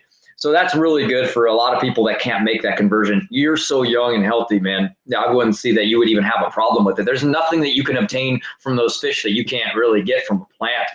And so if I don't eat fish and I don't supplement with carnitine, how am I getting carnitine then? Your body makes it based on your silica levels. It's the process called biological transmutation. It's how cows have such high levels of it, and extremely high levels of it, and they just eat grass. It's that same principle. Their liver biologically transmutates that element and makes high levels of it. Whoa! So you're saying like my body can like take the silica for, like in a horsetail tea or something and actually turn that into carnitine. Yes, I would promote bamboo over horsetail, but yes. Okay. Yeah, yes. Bamboo is another one. Okay. Cool. So what other like supplements are you taking anything new or any new herbs that like new stuff? Here's what I take and why. I'm going to scroll down in my notes because I wrote it all down just to put just to let everybody else know like what I do. I like my program, and I've delved into a program that covers every aspect because, as you know, I'm really into like the things that combat the fungus, the mold, the yeast, the virus, the bacteria, the parasites, the heavy metal toxicity, the acrylamides, the mycotoxins, the cancer, heart disease. Then you got glycation, advanced glycotic end products. We've got all these problems. So now if we have all of these things bombarding us, and we have genetic mutations bombarding us, and we have to deal with oxidative stress, we have to deal with radiation, we want something to take that can do all of it. Unfortunately, that's such a vast array of bombardment. There isn't one thing. So we have to be preventative in a vast amount of ways, right? We can't just rely on diet, and we can't just rely on supplements. We just can't rely on herbs. We have to do everything. It's like saying, oh, it's all about antioxidants. Well, no, it's not. What if you eat bacon every day and took antioxidant supplements? You're still going to get glycation, right? So we know that glycation, right? We can't just say, oh, it's about inflammation. Well, no, it's not just inflammation, because what if you get arthritis? What if you get osteoporosis? And they go, okay, well, maybe it's just about calcification then. That's what causes heart disease. Well, what about cancer? You're always forgetting something. So here's what I like doing. I like taking hawthorn berry because it has high amounts of EGCG, which is in green tea. It's a LDL regulator for the heart. It protects the heart valve better than almost anything else. So Hawthorn, for those two things, they've actually found that people that eat straight eggs and take Hawthorn have no cholesterol harm that it takes the heart. That's incredible. So if you want to eat eggs and you want to get away with the benefits from eggs, but you don't want the negative, you have to take Hawthorn. And Hawthorn is dirt cheap. Nobody even knows what it does. So nobody eats it. Nobody concerns themselves with Hawthorn. It's like one of the most powerful herbs in the world. It's incredible. So if you're like, God, I really don't want to give eggs up, there's your supplement. That's what offsets that mitigation of damage from eggs. That's great to know, because I do eat egg yolks, because I've been thinking the egg yolks have the lecithin and these like things for my brain. I heard that the eggs are like a brain superfood, so I should take Hawthorn. I should take Hawthorn then. Yeah, definitely. And it's dirt cheap. You can literally go and find Hawthorn berry, and you'll be shocked. You'll be like, a pound is $7. You'll be like, wow, what in the world? It's because nobody knows what it does. They don't eat it for anything. They don't know the research. It's incredible. So, and it increases superoxide dismutase levels. So if people listening, we make around 80 milligrams to 80 milligrams every single day, the average person on superoxide dismutase levels. We live approximately about 80 to 85 years on average. That's the average person, right? A turtle makes about 250 milligrams of SOD a day. They live about 250 years. We find a very great correlation, right? Dogs, they make a very low level. Primates make 40 milligrams a day. They live approximately 40 years. So we know that there's a high correlation with this metabolic enzyme, superoxide dismutase, that correlates exactly with how much we age. Now, for your listeners, what superoxide dismutase is it's an antioxidant that's made by our liver through a metabolic process. And it's the most powerful one and the most important one, because it dismutates, or another word for breaking down, superoxide. Now, superoxide is the most damaging free radical that we can have in our body. It comes in through oxidation, breathing. It comes in from eating harmful foods. It comes in, oxidative stress comes in, oxidation comes in many different ways, shapes, and forms. Glycations of foods. We eating glycation, breathing glycation. We're doing a lot of things that glycate us. So now we need something to break that down. So the liver does that. After the age of 27, SOD starts to plummet, to the point when we're old, we don't make much at all anymore. So we want that level to be very, very high and stay maintained. So now that's where SOD in consumption comes in. And chaga, I heard chaga has an exogenous form of SOD, right? So you could take chaga to kind of raise your levels a little bit, right? A little bit, like you said, it's endogenous. It's not intrinsic. It's what's called analog. So it flows around in your bloodstream, but doesn't get into the mitochondrial. We can eat, like, melons are extremely high in SOD, but you can eat all the melons in the world and not get any SOD in the mitochondria. That's the difference between the two. SOD is very beneficial, but it has to pass the hydrochloric acid of the stomach to get into where it actually absorbs, and it doesn't. That's why I remember that one time I said, I want to figure out a way to get SOD past the hydrochloric acid of the stomach, and they've been trying to enteric coat it, and it doesn't really seem to work. So I said, I emailed Life Extension, and I told them to encapsulate it into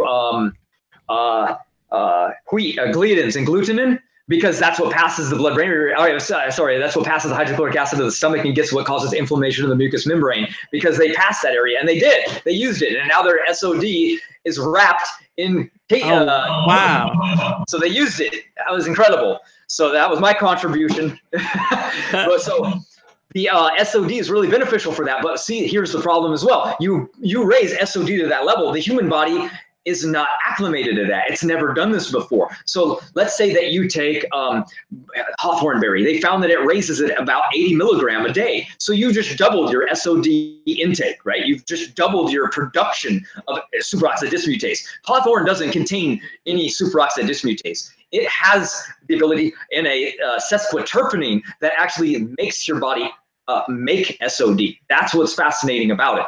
It's a rare element. It's only found in about 3 or 4 things ever that we know of, that we've tested. Does NAC, because this is a supplement I take quite often, does that boost your SOD levels? No, that boosts the next level, which we're going to get into right now. Okay.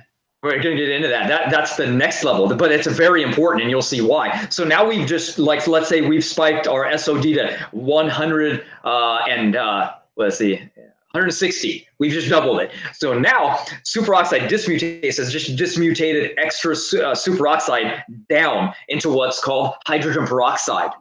Now hydrogen peroxide is everywhere. That can be damaging as well because only 33.1% of our cells can tolerate that level.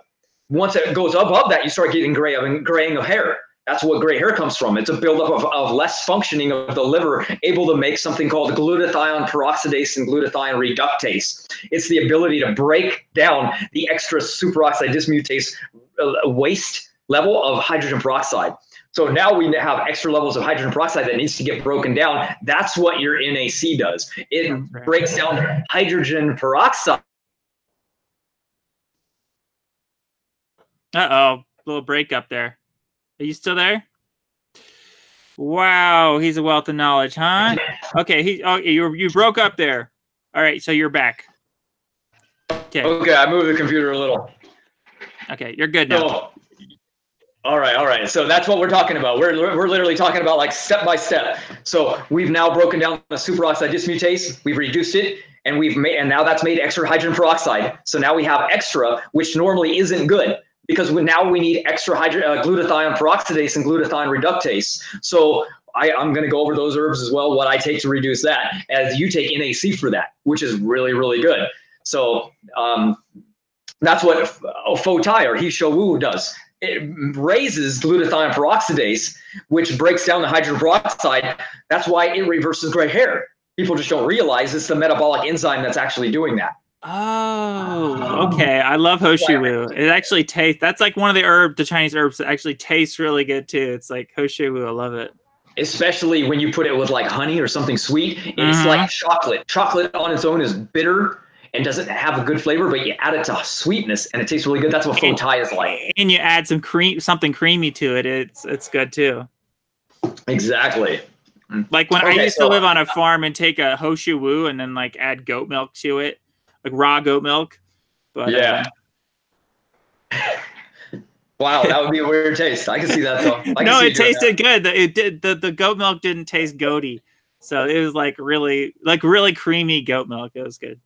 Anyways, good. Okay, I guess we'll move on. I only said one thing, and then we went off. I told you why I take it. I'm going to tell you each thing I do, and then literally why it's taken without telling you how and the purpose of it. Okay, so we can actually get through this. So I take the hawthorn berry for the EGCG and the protection of the heart, VLDL that might come in, because I do still consume saturated fats in the form of coconut. So still be a little bit careful because there's still cholesterol that's made by the human body by consuming plants, regardless of what people tell you. And then you take goji berry, because goji berry is one of the only foods in the world and helps the body produce human growth hormone. Then after that, I take gynostema, or it's also called jogulin, because it's one of the highest leaf plant sources in the world of making superoxide dismutase in the mitochondrial area. So that's it reduces nuclear factor kappa B by 25%, and it embeds itself into the mitochondria. Remember, there's 3 forms of SOD. After that, I would take grapeseed extract. That's a really good one because it's an aromatase inhibitor. And males don't live as long as women because we have more testosterone. And our hormones, when they flip, go to DHT, which is harmful and damaging in the body. So we don't want aromatization to happen. We need something to protect that. And so we want grapeseed extract for that because it's one of the most powerful aromatase inhibitors in the world. And you don't have to take it every day because it recirculates for 3 days. If I eat grapefruit, I eat a lot of grapefruit. Does that contain the same thing as the grapefruit seed? Am I getting some of that? No, I'm sorry. I should have been more clear. It's grape seed, not grapefruit seed. Oh, okay. Yeah. It's a different element entirely. Yeah, grape seed extract. Yeah. And then I like this one, but remember, don't add this to your compilation mix. Keep it on the side. That's milk thistle seed silymarin. And what that is that's the extracted portion that's actually really potent, but it has some type of nutrient blocker to it. It has an enzyme inhibitor, so it might block some of those other beneficial elements in supplements. So I take it alone, but it's a powerful glutathione booster in all forms of glutathione. So it's really, really good. Doesn't artichoke have some of that too? Like if you just eat artichokes, you get tiny amounts of the similar stuff. It's the same thing in the milk. It is. Milk feed, right? Yes, it is. It is. Okay. They found, though, that to actually get a medicinal dose, you need 32,000 milligrams. So that's why I like the silymarin extract, because it's just the potent alkaloid left. Now, for people listening, it sticks onto things. If you were put in like alcohol and mix it, it wouldn't do anything. It sticks on the side and it tastes horrible. So be ready. I mix mine in olive oil and I just shake it up, and then you can just kind of take it down and then take a drink and then have a chaser with it, because it's very, very bitter. It has a very unique taste. And if you were to mix it in with other things, it'll just ruin it. And it's fairly cheap. I go online and I buy mine by pounds, and because it's really cheap that way, and it's still expensive. So do you ever just get milk thistle seeds and blend them in the blender and strain them through a nut milk bag and make like a milk thistle seed milk? It's so good. I used to do that all the time, but this alkaloid actually found higher in the fruit, not the seed. Oh. Milk thistle fruit extract. So that's where I get mine from. And I get mine on bulkherbsupplements.com. That's a great place to get powder herbs. And then I just get my own, and then I mix the portions that I want. And I'm like, okay, grape seed extract doesn't need to be high, so I'll mix that in a little bit. Okay. And then I'll put the hawthorn berry. I'll put tons of that in, for example. Goji berry, put a lot in. Gynecema doesn't need much, so I'll put a little bit of that in. You know, it's all proportionate wise for what I'm trying to do. And then after that, I would say we go to the astragalus root. I don't need that anymore necessarily, because, as I said, I take C60 now. And the reason you're taking that is because it's an immunomodulator for the body for stress. And it's an adaptogen. And it has the CA98 molecule of astragaloside 4, which is known for rebuilding telomeres, right? Mm-hmm. So you know that one, of course. Yeah, astragalus is one of my favorites. Yeah, you've told your audience all of that, so that's really good. And if you want a form of trans resveratrol rather than just resveratrol, you can get the Japanese knotweed. Japanese knotweed has the purest form of resveratrol coming in. It's like taking vitamin A instead of beta carotene. You're just getting a straight shot of trans resveratrol. And because it's not resveratrol from grapes, it's a cheap supplement. It grows as a weed. Literally, it's illegal to grow in the United States because it's a weed. It'll take over. You'll ruin your entire environment because it's like a dandelion. It'll just overtake your lawn. And so they don't want it to be in the United States. It grows as a weed in Japan. They just want to leave it invasively there. So Japanese knotweed is dirt cheap. You can get it online. You can mix it in, and it's a great high source of resveratrol, and that's really, really good. And then that's pretty much like the base. Those are my base supplements that I take in a mix. And so I take jogulin and milk thistle seed separately, mixed in with oil. And the other ones I take in a powder, and I'll try to mix them in and just try to either take with a smoothie. Remember, you mix herbs with food, you get a lot less potency from them. So it's better to take them on an empty stomach. So it's really good to have your mixed little decoction on the side and take it with some chai tea or, whatever might have a little caffeine. Remember, when they give you Tylenol works because it has caffeine in it. That's why they have Tylenol AM and PM. PM is no caffeine. It doesn't work as good because it doesn't have the caffeine. Caffeine is used by pharmaceutical industries to pull nutrients into the cell really quickly. So I didn't know that the Tylenol had caffeine and it helps it work. Wow. Yeah, that's why there's AM and PM. So you can use it as your strategy to pull things into your body. So you can use the same thing with those herbs. You can use those to pull them into your cells at a much faster rate. Like if she had a brain tumor, for example, she would really benefit from taking that with caffeine or with alcohol. You're thinking what in the world? Here's what I would use if I was her. Here's a really good one. Apple cider vinegar.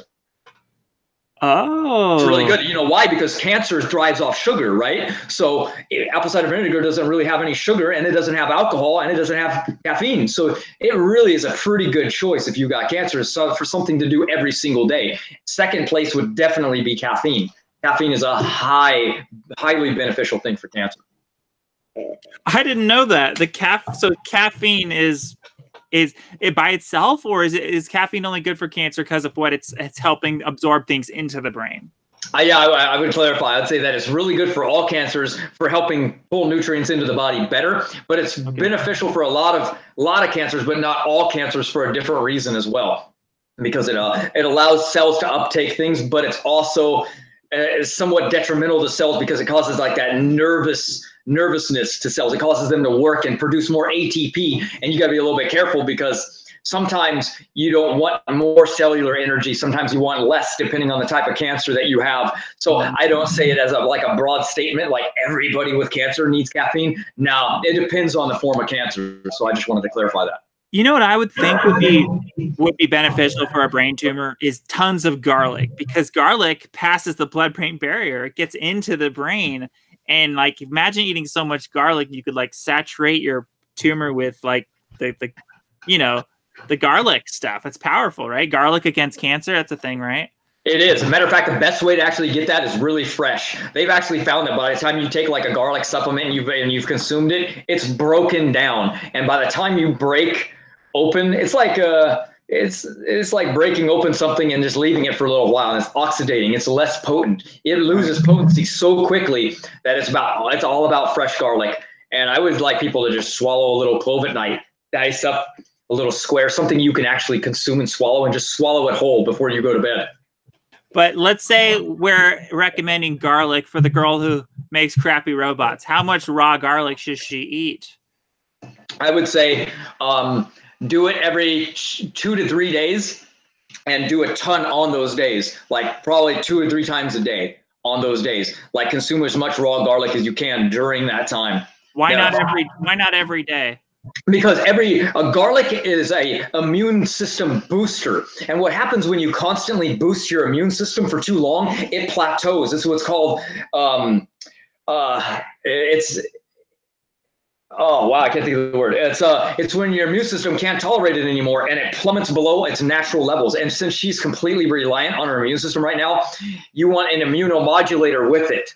For example, now garlic, since it only boosts the immune system, it can only go to the point where it goes, I can't tolerate running on overdrive all the time. It's like sprinting every time you eat, you go sprint. You eventually can't sprint anymore because you're messed up from sprinting. Right. It's like sprinting all the time. Your body can't keep up with that. It's too potent and it's too strong. So what about reishi mushroom? That's like an immunomodulator, right? So if you took the garlic with reishi, that would help. Yes, reishi mushroom or cat's claw, uno del gato, those are immunomodulators. They balance you out like suma root. They have a tendency to balance your immune system, as where garlic is a pure immune system booster. So eventually you get what's called autoimmune disease from garlic. That's what we don't want. That's the repercussions of garlic. Now, as a cleanse, sure, I don't know how long she can run on it, because remember, her immune system is probably low right now anyway. It's trying to make more white blood cells. It's trying to keep your metabolic system high. It's trying to do a lot of things. So we don't want it to be low, but we don't want it to overrun either. And that's what garlic will do. It's a very powerful herb. Very powerful. Before we go on to the next topic, any more advice for the girl who makes crappy robots if she's watching this? Yeah, sure. Let me see. Okay. Since it's genetic, don't worry about don't be stressing out about God, I wonder what I've done, and what have I been doing that's been causing me cancers. Obviously you want to be cautious. Is your bed next to an electrical panel that's on the other side of it? Do you spend a lot of time at work standing near something that might be dangerous? Do you have a carpet that might have a lot of harmful elements on it that you're breathing in every day? There might be some factors, but hers is genetic. So keep that in mind. There might have not been anything particularly that you did. It was just time. It was inevitable that it was going to render itself up based on this genetic deleterious mutation that you have. So don't worry.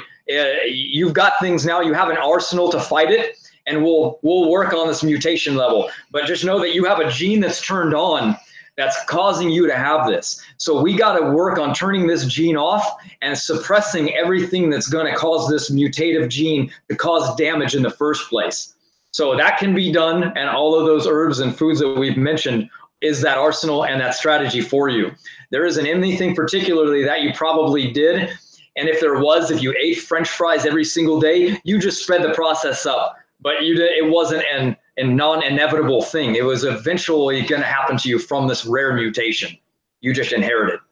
So just keep on the program and know that you have to epigenetically control and regulate that gene. Try to turn that switch off as much as you can. They found that there isn't anything that we can't reverse. So that's really good. And that comes in the form of epigenetic tags, which are switches in the body that can turn on and off. Just because you inherited this harmful thing doesn't mean that you can't turn it off. And that's what we're trying to do with all these medicinal herbs and foods. We're going to target these direct cells that are causing this mutation and that are going into these cells, causing this tumor to form over and over and over. So this program you're going to be on can be preventative. So when you're better from it, you're just going to keep taking some of these things, and it's just going to prevent you from taking them, because what the pharmaceutical industry is going to do is they're just going to suppress it, and they're going to give you things to take it that are symptom suppression all the time. We don't want symptom suppression. We want cure. We want your blood to be clean forever. And that's what the protocol is designed to do. We want to clean those cellular cells, those glial cells out that are in the brain. We need to focus on those. So that's what I had to say. Right. And now let's say she decides to go through with the radiation therapy. Obviously we wouldn't recommend that, but let's say she does anyways. Yeah. What could she take to like kind of mitigate the damage that radiation is going to do to her brain? Because she mentioned in her video she could be at an increased risk of getting dementia. Even at her young age, she could get dementia just from the damage that the radiation is going to do to her brain. We kind of went over that. It would be the pre-advanced protocol. So it would be high amounts of consumption of pectin types of food and pectin. So we're talking about apples, sunflower seeds, things that are really, really high in pectin, so lots of fruit. And then we're talking about sodium alginate, which are found in all seaweeds. We're talking about the nattokinase that's found in natto or fermented soy or even soy sauce. And we're talking about the rad neutral. So if she's doing all of those at the same time, even by the time she's going through radiation therapy, the cells will be protected. It'll already be full of these very beneficial protective elements, the sodium alginate, the scalarization. It'll have the sodium alginate and pectin. It'll have all of those things intrinsically formed and bound inside the cell. So what'll happen then is when they hit her with radiation, it'll kill some cells. There's no doubt. Remember, cancer cells themselves will be directly targeted from this, but your normal cells will be a lot protected, will be really protected. So that's going to be a lot of the thing. And she can go ketogenic while doing this process as well. Oh, that would be good, because the tumor feeds on sugar, feeds on carbs, right? That's right. And bromelain breaks down the protein as well. And a lot of them a lot of cancer cells have lots of protein things inside of them and around them. So they need to break down that, cellular membrane, that protector. So bromelain all the time, just take it like candy. I mean, it'll even burn your tongue because it breaks down protein so well. So you're just taking it's dirt cheap, so don't worry about it. Just take it continuously. It'll allow those cancer cells to be destroyed at an easier rate. Then you can take IP6, which is found in rice bran solubles. And that's a really good one as well, because it'll help make cancer cells more prone to being weaker. And there's another one as well. I think it's cordyceps mushrooms as well. Cordyceps and IP6, which is found in the rice bran solubles, are a way to aggressively starve the cancer out. But that's last case scenario. I say don't try to starve cancer, because it's so hard. You're also starving your body, and you need your body to be strong while that process. So depending on the stage that you are, like stage 1, sure, starve cancer out. It's almost an immediate way to really, really do it. If you're stage 3 or 4, you're not starving it out without starving yourself, because your body's still going to be producing carbohydrates. Your body has to produce carbohydrates to save your brain. Glucose is the only thing your brain can possibly run on because of the nutrients required. And no, wait, I just saw myself freeze. Yeah, you just froze for just a second. You're good. Yeah. So that would be it. Do it during that time. Sure, allow that process to happen. But we're talking if she's just stage 3 and 4. If she's not, that's the last thing she actually wants to go through, because it's like a total reset for everything. You know what I mean? It's a reset for every cell in your body. And sure, I mean, that sounds great, right? If it wasn't such a high non-success rate, like 50-50. If your chances of death weren't so high, if they were 20-80, sure, do it. Go ahead, because you have an 80% chance of living, and you don't want to progress to stage 4, for God's sakes. Do it. Go ahead. But it's not that high. So I can't recommend it first. I have to recommend natural things first, because that's the only thing that makes sense. All right. Well, you gave some great advice there. All right. So for the girl who makes crappy robots, if you're watching this clip, you're probably really confused by all this advice, and if you need any help following these protocols or whatever, in the description, I'll include Matt and Mai's contact information. Contact us. We'll assist you through the process. And may you live forever. The best of luck to you, and I hope you beat your tumor. Nice. Good one, man. All right, so next topic, I want to ask you about niacin flushing, because I've been niacin flushing, and I want to know if you have any experience with this. I feel like it's really, it calms the mind. Like, it helps me sleep sometimes, and I think for people with depression and psychiatric disorders who are resorting to these antidepressant drugs, niacin could be like the thing to try. What do you think?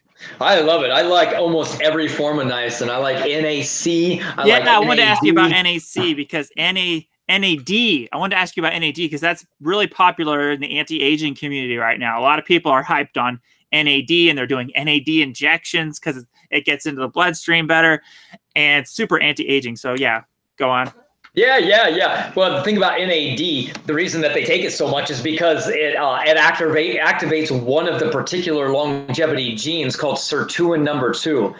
I like NAD. My mom takes it, but I know my mom, for example, doesn't really care about activating, turning off mTOR so it can turn on the sirtuins. So she's never really going to do that, right? So I have to go the next route and tell her, okay, well, let's activate these genes without you having to worry about polyphasic fasting or medicinal herbs. I know she won't do any of these things really. So I have to activate them through supplementation. So that's the best way for the average person who doesn't know, like, oh my gosh, how do I deactivate Raptor and mTOR? I don't know how to deactivate this, and I don't know what it does activate. So instead of really caring or learning, you just go straight to taking the supplements that actually just activate them regardless.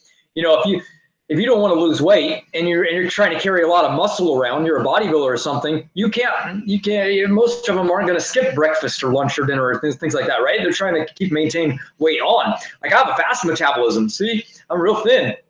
So if I'm trying to gain weight and I'm getting horrible sleep, it's going to be really hard for me to activate mTOR because I can't polyphasic fast or do anything like that. So I would go around that, and I would go straight to those NAD, which activate those longevity genes. So that's why they work, and that's why they're good. And they're all niacin-based compounds. Niacin seems to be really important to the human body, somewhat like almost to the point of where it's almost a requirement. And it is a water-soluble vitamin, so we need to get it in through our diet. But niacin seems to be one of those things that you can just take tons of. Like, you can overdose on B6. You know that you can get nerve damage if you took too much B6 continuously. Not in one day, but if you did it for like 3 months, you can get nerve damage in your body. You can take too much B12. You can overdose on B12, literally. But you can never overdose on niacin because you will flush from it. Your body will throw it out the skin. It's just like it doesn't need it. Like, you got to get rid of it. That's where that flush comes. I heard niacin can elevate your liver enzymes, and that there's some concern that it can cause liver damage if you take it too much too often. What do you think? Well, yeah, but you're talking about to the point where you feel unhealthy and you're flushing. You're laying on your back and your skin is red and you're itching. You feel literally horrible.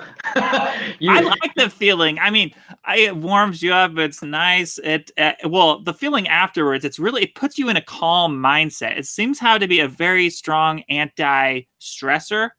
Yeah, but we're talking about that's when the flush is happening, but we're talking about going way overboard. Like, my first experience on it, I was going to fight, and my friend Dan told me, I remember you told me about this. I want to hear it again, though. worst idea ever. Didn't even know what niacin was, right? I just started popping them. They're 500 milligrams each, and I'm waiting. I'm like, I don't feel anything, so I just pop more, and pretty soon I'm popping. I popped like 18 of them, 500 milligrams each. Oh my gosh. I had like the windows down. I had his Coca-Cola and I poured it all over my body and I was itching so bad. I had scratched myself open. So I was bleeding everywhere. So by the time I got to my fights, I was outside. It was cold. It was in the mountains of Mount San Jacinto, and it was, you know, everyone's freezing, and I'm out there with a shirt off, beet red, bloody, with Coke all over me. I must have looked insane. It was so funny though, because I look back and go, that's what I get. That's niacin for you. It has the most bizarre side effect I've ever felt in my life from any supplement. Niacin is a very strange one, and that's overdosing. That's what hurts the liver, not what you're doing. Right. That's actually really good for the heart. Matter of fact, people that have weak hearts and bad hearts, they need niacin. It's a really good, helpful thing for the heart. Really helps with circulation. Yeah, all right. Well, I love it. Someone asked in the chat, is Eternal Life Fan a Christian? I don't, just like Matt, I don't really like that label. Particularly, I'm afraid of calling myself a Christian. I like Jesus. I like the message of Jesus. But the word Christian comes with so much like baggage, especially with how many Christians preach this idea that you're saved by grace and that you can just continue on sinning and do anything you want and you're still saved. And so many Christians preach this idea of once saved, always saved. We should talk about this. This whole once saved, always saved is an idea I want to just destroy, because it is such a, like, more than a Christian, I would call myself a God-fearing person. Like, I believe in fearing God. I believe in living your life with rules and being this very God-fearing person where you're wondering if there's a God that's judging your entire life and judging your actions and everything. And that's the other thing why I wouldn't call myself a Christian. Most Christians seem to be saying that you're saved by what you believe, that it's all about your beliefs. You need to believe this, you need to believe that in order to gain favor with the God. And I preach that I think if there's a God, God cares more about your behaviors, your actions. Are you doing the right things? Are you obeying the rules? It's more about your behaviors, which is really why I couldn't really call myself a Christian, though I love what Jesus talks about, and I like a lot of the message of Jesus. So let's talk more about, let's switch the gears here into more religion. Why don't you call yourself a Christian? Oh, well. Or wait, did I get that right? Did you say that earlier, that you don't call yourself I was a Christian? saying vegan, because I feel really bad. Do you call yourself a Christian, or what's your opinion on your religion and once saved, always saved, and all these Christian talking points that people have? Well, the interesting thing is, if I say I'm Christian and then a Christian starts talking to me, they go, "You're not a Christian." So why call myself one if they're just going to turn around right away and say, "Oh yeah, oh my God, you don't believe in hell? You're not a Christian," or you don't think we're saved by grace? You're not a Christian. So I guess I don't qualify as one to their own standards. So I guess I can't call myself one, even though I read the exact same book they read. You know what I mean? It's just. It's redundant. It's like saying that, you're a vegan? Yeah, I don't eat any animal products, really. And they go, oh, okay. Oh, well, your jacket looks leather. You ain't a vegan. It's kind of like that. It's the same thing. It's like, where do you draw the line? Like, are you just going to be excommunicated because of you don't believe the same doctrine as them? It's like, look, guys, there's more denominations than there are verses in the Bible. There's 3,900 different denominations. That's more verses than in the Bible. So when they go, God's word's clear. Yeah, I was just about it's clear. It's not clear. Right, it's totally not clear. Like I was just saying in the last video I made, I was like, look, the Bible. If you're gonna take anything from the Bible, like you should think of it as being a labyrinth of confusion, a mess that needs to be sorted out. It's not this straightforward, because you don't know what in the Bible has been potentially corrupted, tampered with, false lies that got in there and everything, right? It's like, it's a mess. It's a mess. How do you trust how do you trust the Bible like 100% and know that the Bible is God's word and inspired by God and everything?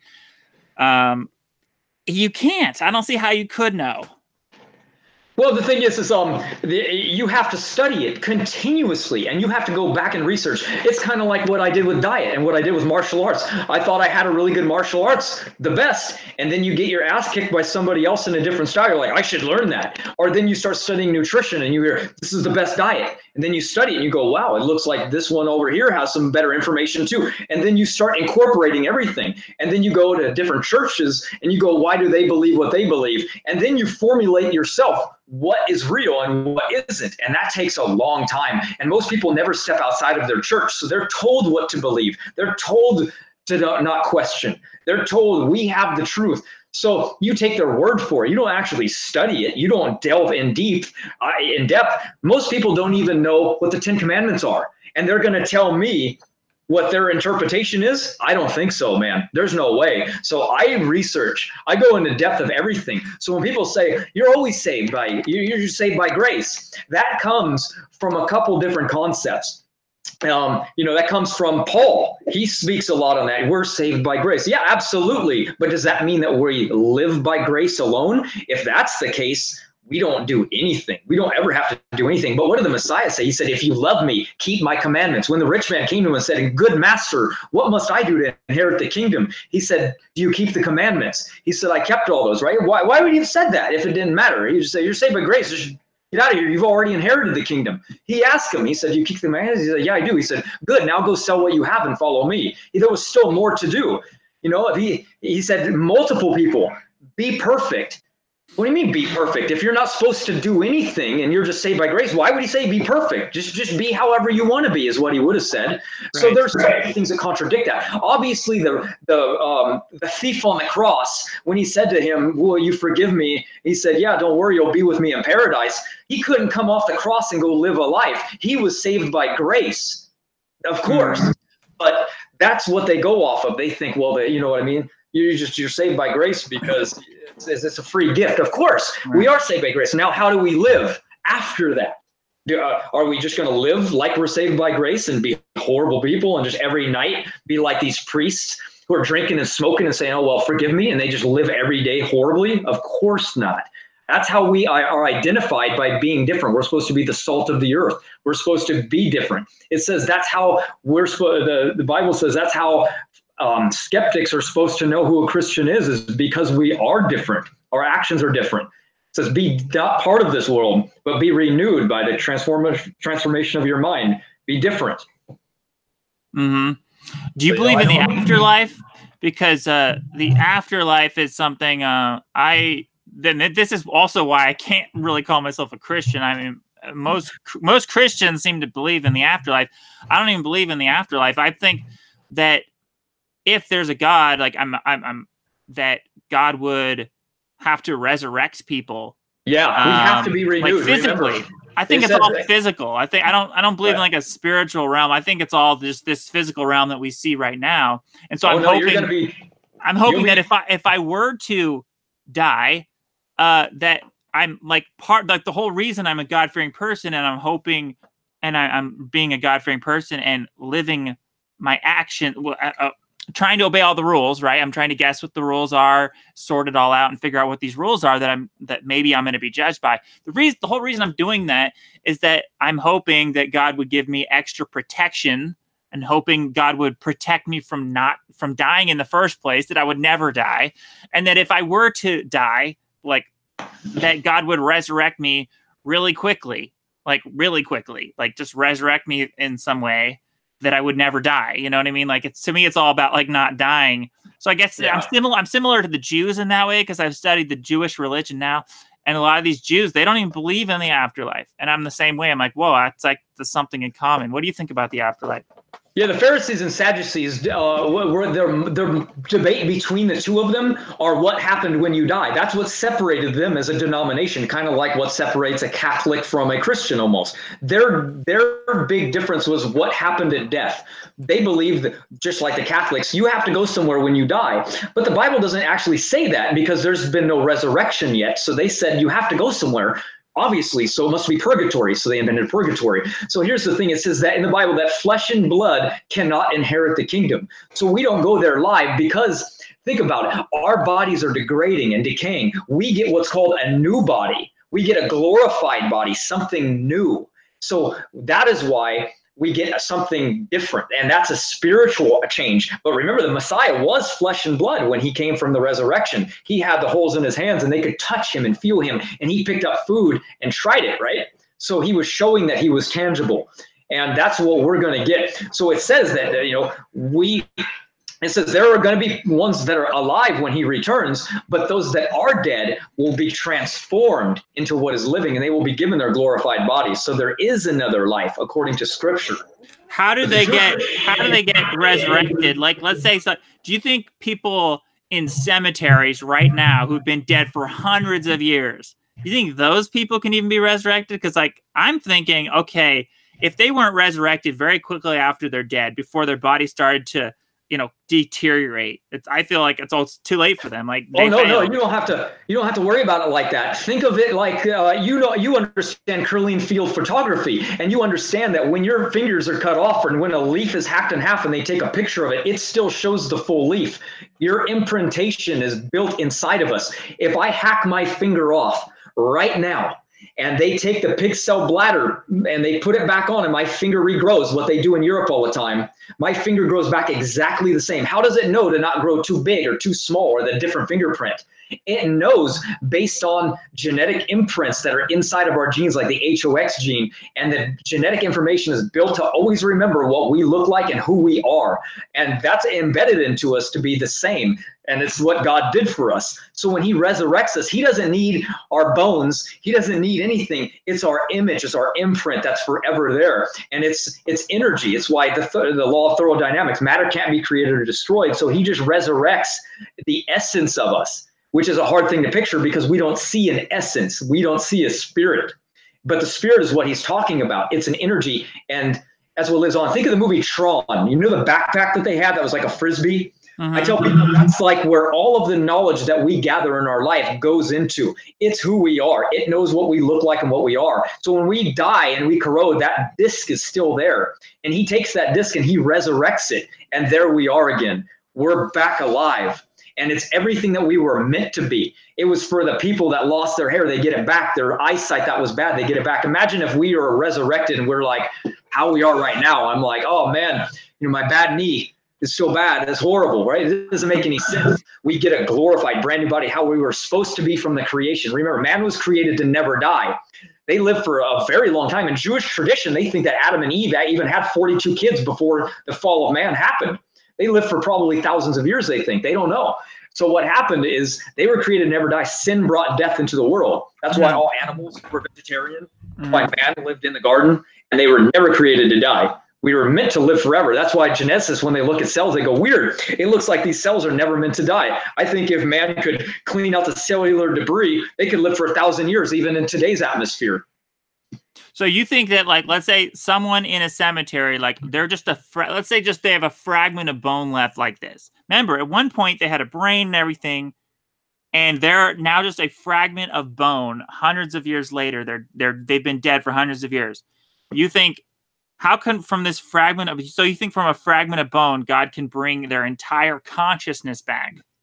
I think that even before they're born, that can happen. John the Baptist leapt in his mother's womb. So if he died in that womb at that time, he would therefore grow up and therefore be forth. That's what the 1,000-year period is. It's the reign for the children that are there as well. There doesn't need to be a bone left. It can be burnt to ash and there can be not a drip left. God knows everything. He knows every person that's ever lived. Matter of fact, he knows you so well. It says that he knows every hair that's on your head has a name. So that's how well you're known to him. He doesn't have to worry about forgetful memories because he is the memory. He memorizes all things. He knows all things. That's what omnipotence is. So we don't have to worry about him finding bones of an ash. You don't even have to exist anymore. You can be erased from history from 1,000 years and he'll remember you like you were born yesterday because you're his child. He knows you so well. So that's what, if we're dead, we don't have to remember. They don't have to be buried into the ground or drowned in the depth of the sea. We'll be remembered because of our energy. That's what's resurrected. That's what the spirit is. It's like the 21-gram experiment where he wanted to find the weight of the spirit, or the weight of the soul experiment, where he would take people and as they were dying, he would test their body to see if the spirit had any weight to it. Weird experiments because they know that there's energy somewhere That's what must be living on. So that's the concept of the spirit that's in the scripture, because it says that that's what the Jews wanted. They wanted a physical reality in this world and a physical Messiah to bring a reign to here. But then the Messiah came and he said, I'm here to show you a spiritual world. This world cannot live forever, but the spiritual world can. I'm coming to show you a new kingdom. And it says that when the new kingdom comes, it'll be just like before the fall. And he brings the new kingdom with him. So how do you determine what are the rules of God? Because like at this point, I'm just still like guessing. I'm guessing what the rules are according to logic and just like what makes sense to me. Like what I do is like I just fear the worst. Like what are the worst and the most strictest that the rules could be, right? And I just consider, okay, what are the strictest, most harsh types of rules that might exist that the God might judge people on, the type of standard that God might have. And I just kind of do that because I'm just like, well, why not just prepare for the worst? Like people can just assume that's what the Christians, this is my issue with the Christians. A lot of the Christians, it's like they're preparing for like the best case scenario God, like the very forgiving, very merciful God. Whereas like I'm thinking, oh, let's prepare for the worst case scenario God. Let's prepare for the God who's not so forgiving. Let's prepare for the God who's not very merciful. And that if you screw up just a little bit, you're screwed. Like you have to obey the rules and not feel like, okay, God's just gonna forgive me for everything. Like this is the Christian attitude. I'm like, that's weird. That's not God fearing. And then they go around pretending like they're God fearing, but then they redefine the word fear. And they don't even mean fear anymore. It's like they've changed the definition of the word fear to mean like respect and awe. They respect the God. They have awe for the God, but that's not fear anymore because fear to me means like fearing for your life, Right. Oh, definitely. There's a lot to say about that. Well, let's see where to start. What I did is I typed in the word abomination, for example, and I went through the scripture and I wrote down, God sees this as an abomination. Since God is unchanging, I would like to know what was an abomination to him, because what it was back then is still relevant today. So if it says that it is an abomination to eat the blood and the fat of all animals for every generation to come, it's pretty apparent to me that he finds it disgusting that we eat cockroaches of the sea, for example. So I don't want him to look at me, even though it says specifically, you're not condemned for what you eat. That's true. But if God finds it an abomination and he told us originally, don't do that, that's not good for you, and we did it anyway because of our flavor, it's not that we're condemning. He's going to say, sorry, man, you ate bacon. You're not going to make the next life. That's not how he is. He's just going to say, come on, I told you for your benefit. You're my children. I love you. That was my example. That's why it's an abomination to me. It's a horrible, I don't want things to kill my children. That's it. That's why I told you it's an abomination to me, because I love you, and that's disgusting that you would do that. It's disgusting because I know what's good for you. I created you.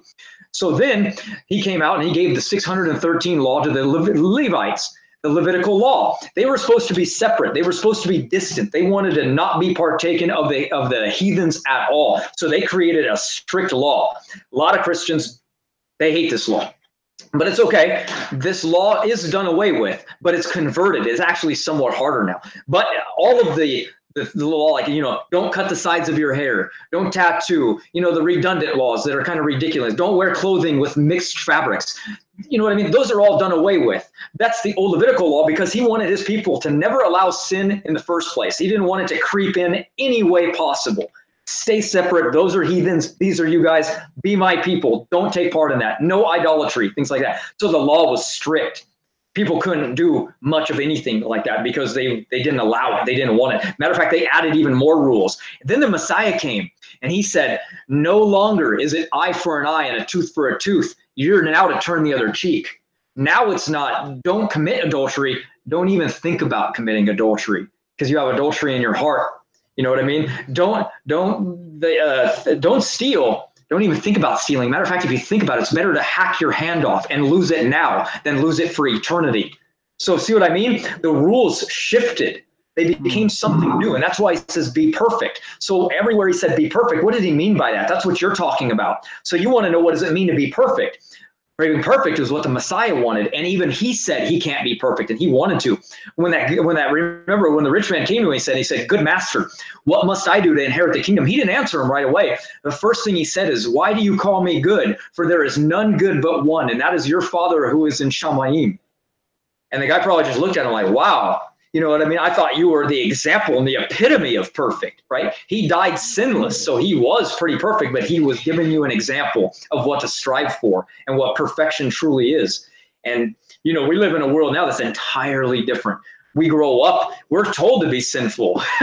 You know what I mean? We don't even try to be good because we don't even know what good is. Or even, like you said, our even description of what the Gospels teach is corroded away to grace. Meaning you don't even have to be good. You're already saved by grace. So what is good? Good is just irrelevant. You're saved anyway, so it doesn't matter.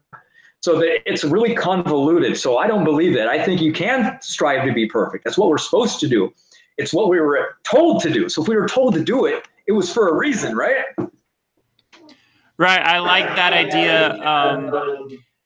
That's actually being perfect. Like I always say, okay, if we can't be perfect, at least we can be practically perfect. That's why I always say, like, Mary Poppins is like the role model, because, like, okay, you can be practically perfect, you know. And I like the idea of trying to obey all the biblical laws, because it's not that I know that the biblical laws are the actual rules of God. It's just that they might be, okay, like, they might be the rules of God. So if you can follow them, why not follow them? You know, just to be precautious.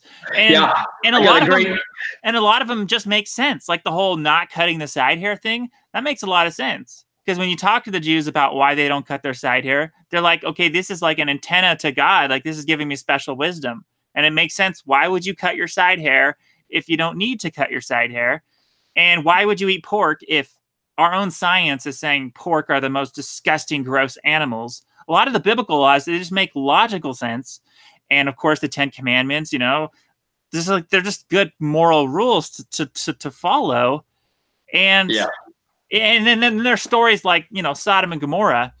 It's like, okay, if this whole city got destroyed because they were doing like these gross, abominable sex acts, you know, and sodomy and stuff, okay, it just makes sense. Okay, kind of like, maybe if you're trying to be a God-fearing person, like, just avoid that stuff, you know, be precautious. Like, it just makes sense. Yeah, I got a really good comic I think you would like. I made it as a meme and I put it in my book. And there's a guy standing up and he raises his hand and he goes, but what if I become a better person for nothing?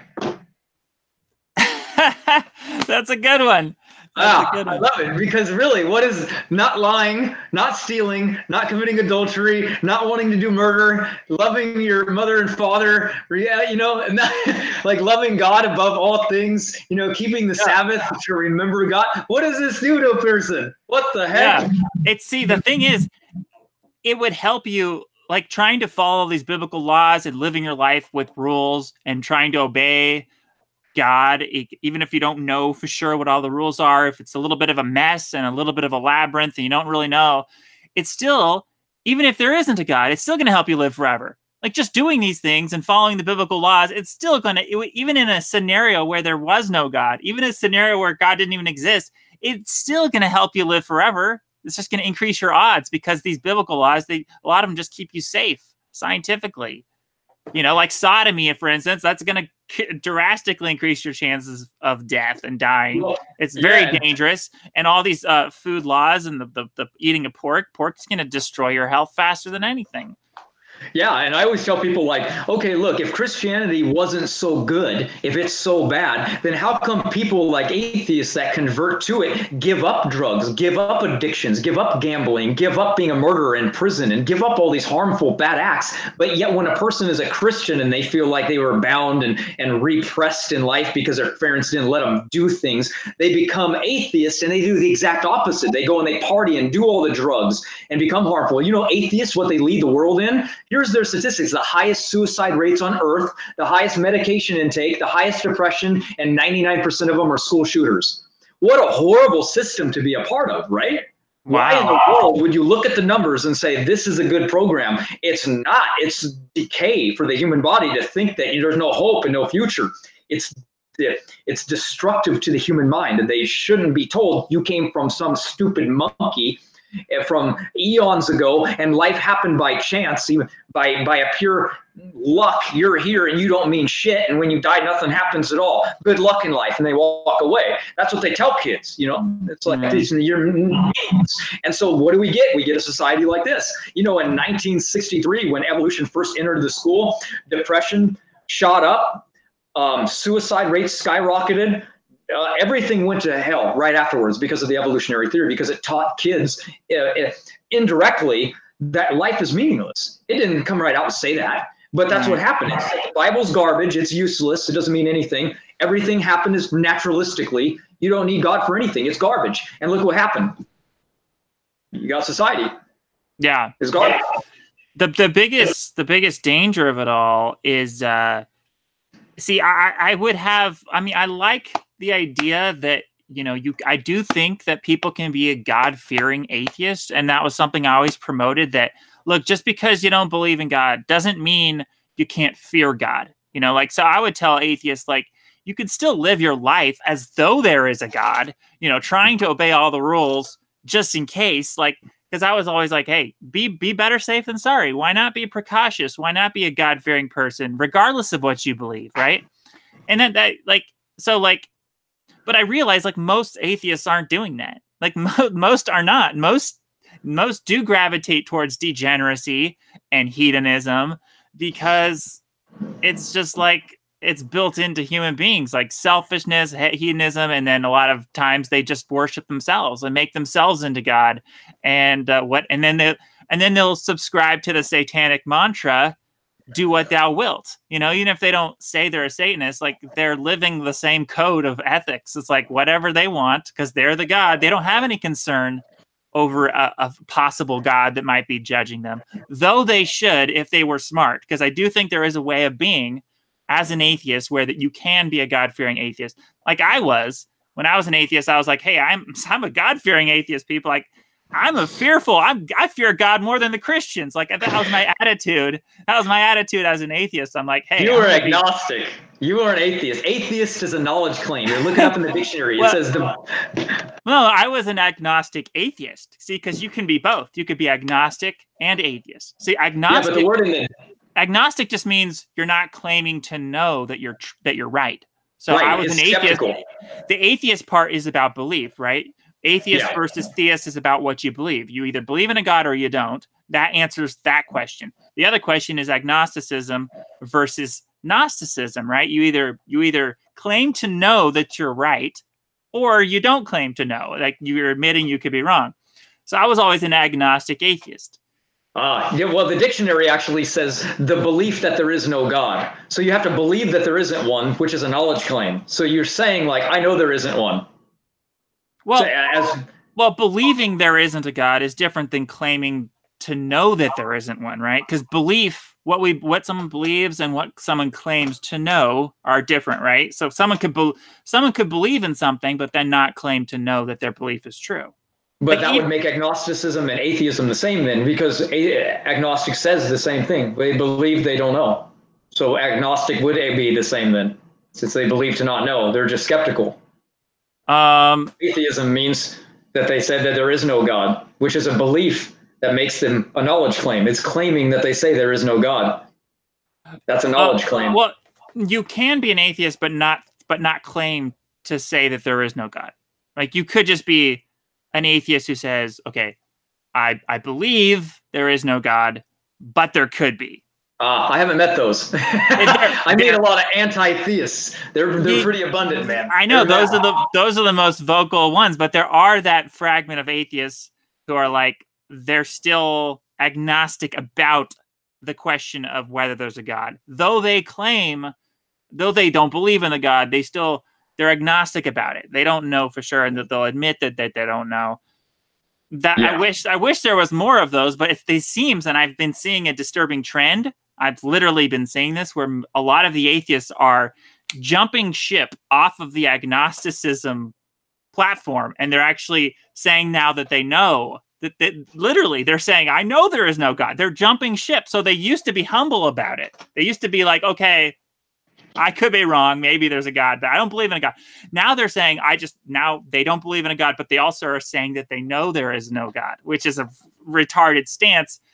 So yeah, they're digging their own grave there. Yeah, especially since the evidence actually doesn't go with them very good. Meaning, we don't have to prove God directly because the God of the Bible is an indirect observational God anyway. They always make the comment because they don't understand nor read the Bible nor try to understand it really. They think that it's like a man that lives in the clouds. They call him Sky Daddy. They literally expect to look up and see God, but the God of the Bible even says, I can show myself to no man and no man can live. So there is no way that we can see God. So we have to now explain to them that the realm that we see in quantum physics shows that we only know 4 realities, but we know that 10 exist. So if there's spiritual realms that we don't see, then we know that there's other things that might be beyond our perception, for example. So when we get into indirect evidences, we have so many that logically prove God indirectly that we have that they far outweigh there being a chance that there is no God. For example, the Big Bang is still a huge problem because they said that all matter had to come from somewhere. So the universe has been eternal. That's been debunked. Now we know that the universe had a beginning. So if the universe had a beginning, what came before it? Right? So something had to create the universe. That's the only option. Next, we have physical laws. Where do laws come from? All laws come from a lawmaker. Why do we have laws of gravity, laws of math, laws of logic? We have laws for everything. Where does a law come from? There's no reason that nature would make a law. There's none. Laws have to come from somewhere. And there's no way they can get around that. They just ignore that one entirely. How about the evidence that we see in design? A lot of people go, well, it looks designed, but so what? Nature can create that. Nature doesn't create the Fibonacci. I'm sorry, the Fibonacci design that's in things in the human face, to every seashell, to the earth, to the universe and galaxies, that's everywhere, guys. Sorry. That's absolute fact that we see design in things. Right. And wouldn't all this like order in this universe and these like laws, wouldn't that at least suggest that at the very least, if they can't believe in a God, that we're living in a simulation? Right. I mean, at least, right? Because it's so mathematical. It would almost suggest that we're in a simulation. And here's the thing, here's the real weird thing. A lot of atheists believe in the simulation theory, but that leads you right back to God, because if you think we're in a simulation, well, then who created the simulation? That's exactly. That's basically God at that point. Okay, if you admit that we could be living in a simulation, which I see a lot of mainstream popular atheistic thinkers are saying that. Okay, of course, like Neil deGrasse Tyson and all these people are saying, okay, yeah, we could be in a simulation. Well, then they should be God-fearing, because if you admit we could be in a simulation, then you admit that there could be a God who created the simulation. Yeah, and you don't want to be a piece of junk anyway, because what if the simulated creator doesn't like those things, just like we don't when we play games? So, you know what I mean? It doesn't make any sense that they would, but they want the same thing as us. They want to live forever as well. So that's why transhumanism is so popular among the atheists, because they want the same thing as us. We all want to live forever. It says eternity was placed into man's hearts. 1 Thessalonians. It tells us that. That's why we all want it and have always wanted it. And I always will want it, actually.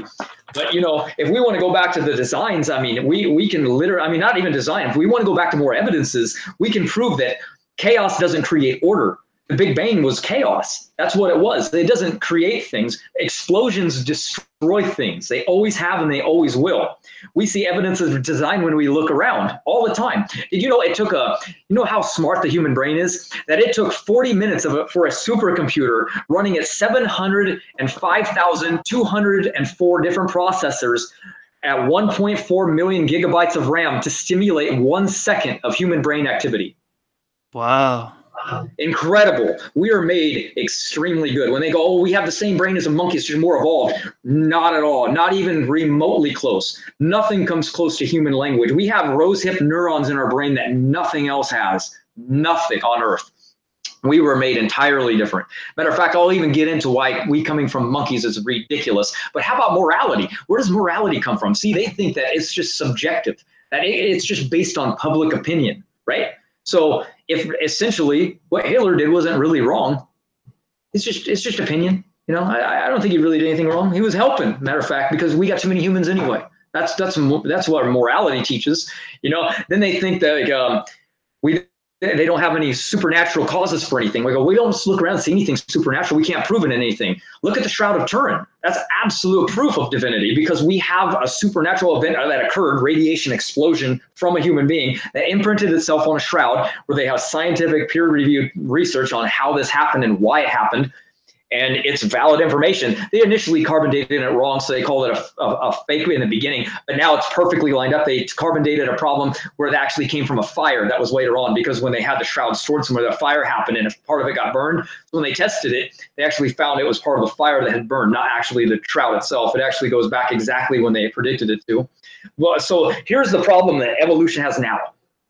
The quantum physics has falsified materialism. That's the base concept that atheism uses to hold their world together, that everything is about the materialistic principles. Quantum physics has completely falsified that. That destroys that. Then neurologists came around and they found the rosehip neuron. That made things really problematic for them as well. Then biologists discovered through epigenetics that beneficial mutations aren't mutations at all. And evolution needs mutations to form all of the life that we see today. So when they say, oh, the A melanoprotein, the high Sherpa altitude mutation, the new bone thickness mutation, the heart mutation that allows cholesterol, all of those they thought were beneficial mutations that they could add to their calculations to prove evolution. None of them have been true. We've all found out now. Not a single one is beneficial. And they're all epigenetic regulated switches that turn on and off. So that means that all of those mutations that they were talking about being beneficial can't be included in the calculations anymore. So that proves evolution completely false biologically. They cannot have it. And then, then scientists discovered multiple living fossils. Guess what? They haven't evolved one bit. Not one bit from hundreds of millions of years. They had to use an excuse. They go, well, they're probably just caught in a niche. Every living one, your mythical fairy tale is dead, my friends. It's gone. They've proven that human language cannot evolve on its own. None. There's no possible way. And they found that's through 350 years of study looking at human beings called feral children and isolated children, kids that never learned human language. So what they did is they found master linguist Eric Rutan. And these people, he was trying to study human language and where it came from. And a person that was studying him said, let's delve into language and help these kids. So there were two people, Suzanne Cuttress and Eric Lindbergh. They came along and they said, we need to teach these poor kids language. They've messed up and they never learned it. Their parents never taught them. So they took tons of kids and they started trying to teach them language. They realized that if they reach the age of 13, puberty, and they haven't learned L1, which is human language acquisition L1, they can never advance to language L2. They can only learn basic nouns. They can never learn abstract concepts. You can never teach them about tomorrow. You can only teach them like drink, pen, mouse. That's it. They can never learn how are you tomorrow? Or how are you going to do tomorrow? Where do you want to go? Where were you yesterday? They can never learn it. They're like apes. They basically grunt sounds like, ugh, snake. They can make sounds. They can never grasp anything. So that means that if children can never learn human language after the age of 13, so when that human language can have never evolved unless a kid developed it, right? So if you wanted to right now prove that human language can form, you would have to take the entire world and put them all together in Texas. Now take everyone over to the age of 13 and get rid of them. You're only left with the people that can form the human first language. Now, if they were never taught any language to form L1 in the first place, and you're just standing there on a bunch of kids at 2 years old and they all grow up together, they only will ever be able to form sounds to point at things because they'll never learn abstract talk because they were never taught it. Meaning somebody had to teach human beings language. And what do we find? All language, all writing, all calendars, all mathematics, all formed at exactly the same time worldwide. Completely impossible.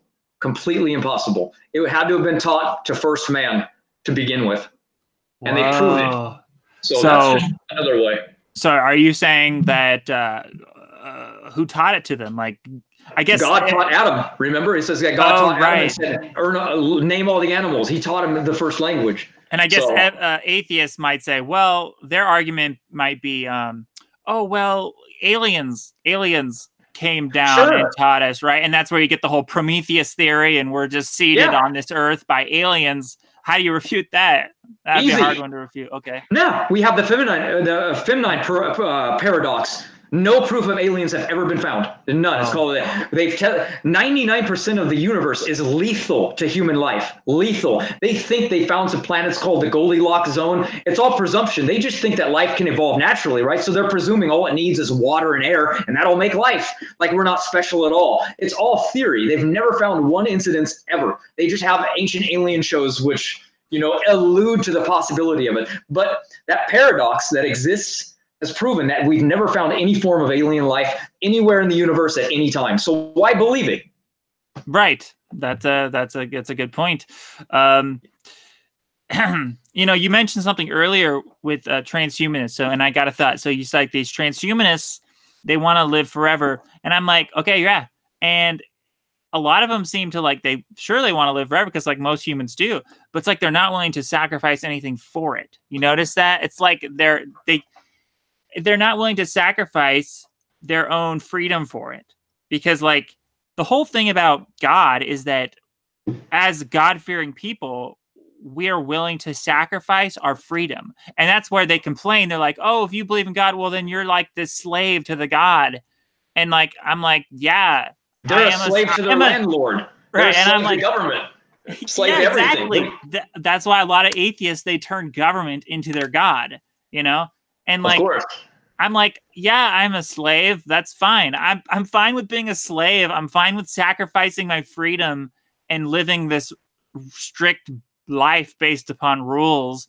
I'm fine with doing that to live forever. Like, if it helps me live forever, if obeying all these rules, and if I'm a slave to the God in exchange that the God might help me and might protect me and might help me, that's worth it to me. Like, I'm okay with being a slave. I'm okay with sacrificing freedom, and like one of the top, I'm sure you're familiar with Christopher Hitchens, right? Yes. And Christopher Hitchens, he'd go on these lectures and he'd be like, oh, God, your God is like this celestial North Korea. You're like this slave to this dictator. Who wants you to do good? And you're a guy that wants you to be nice. Right. And so I just thought that's a funny thing. I just thought that's a what happened there? Nothing. I went, it's retarded. It's just ridiculous. You're going to like the government that will throw you out and evict you and arrest you for walking down the street with no shoes or shirt on, or you're going to like your landlord who's make sure if you don't pay him rent, you're dead and gone. You know what I mean? They don't care about you. People don't have a tendency to care about individuals. The only real difference between Christians and atheists is this. They're not different. We're not that much different. We look at the individual. The atheist looks at the thing, like Star Trek. They look at the overall picture. They want everything to be fine. We want the individual to be fine. So they think that everything is going to be good and government's good. They're not good. They don't care about you. The Christians want individuals to thrive and in them to be good. That's why we focus on them. We look at individual diseases to help them. You know what I mean? I want to help people. I don't care how the government does. They don't care. They don't care how we do. So, you know what I mean? They care about their next political move that can help them overpower people so that they can make more money. That's their incentive. That's why they will run for office in the first place. They don't care about us. They care about money. So someone in the comments just said atheists are more intelligent. What do you say about that? I have actually heard that there are statistics that show in people who religious populations, people who believe in God, there is an IQ correlation where there's lower IQ in certain places in America where like the Bible Belt or something where they're believing God. Do you think there's any truth to that? I know all the stats. Of course I do. Remember, I almost have a photographic memory. So check this out. If that was true, then why aren't the top 8 people in the world all atheists? They're not. They're all theists. So really? Really? Yeah. Like the top what people who in IQ? The top smartest people on Earth. I have the stats. You want them? Wow. Yeah, that's interesting. How about Nobel Prizes? Nobel Prizes go hands down to Christians. hands down, all of them. Really? Oh yeah. I would say, sure, if you take the average, remember, only 5% of the entire world are atheists. They make up such a minute minority that to say like they're better at this and they're better at that, it's kind of like, I don't know. We should look at overall stats of like percentage wise too, because if you throw in percentage wise, their numbers change dramatically. Sure, I would say the average atheist might be smarter than the average Christian. Sure, what does that mean though? I mean, it's like, okay, so Right. okay, sure, I'll give it to them. I'll give them that they're really, really smart. I'll give that. Yeah. Does that mean that God's not real because Christian isn't smart? What in the world does that mean? No, it's a bad argument. Yeah. How about we line up coincidences? How about this argument for you? Just because you've proved evolution can't happen and isn't real doesn't prove that your God of the Bible is real. Sure, I'll give you that. No problem. Now I'll prove it.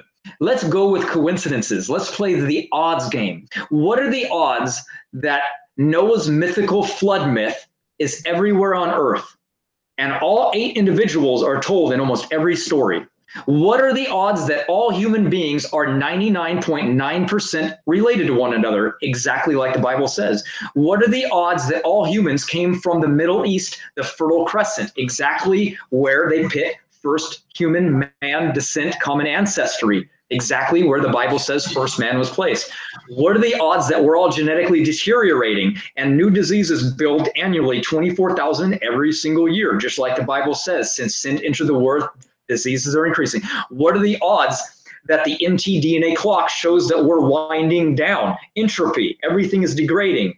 You know, what are the odds that all obligate carnivores can eat vegetables just like the Garden of Eden, just like it said? Sharks, alligators, crocodiles, lions, everything can eat plants and live. Everyone. What are the odds of that? What are the odds that the best genetics in the world all track back to the Middle East, exactly where the center of diversity was said in the Bible? The best genetics, meaning the Ashkenazi Jews, right? Because they're the highest IQ, like, right?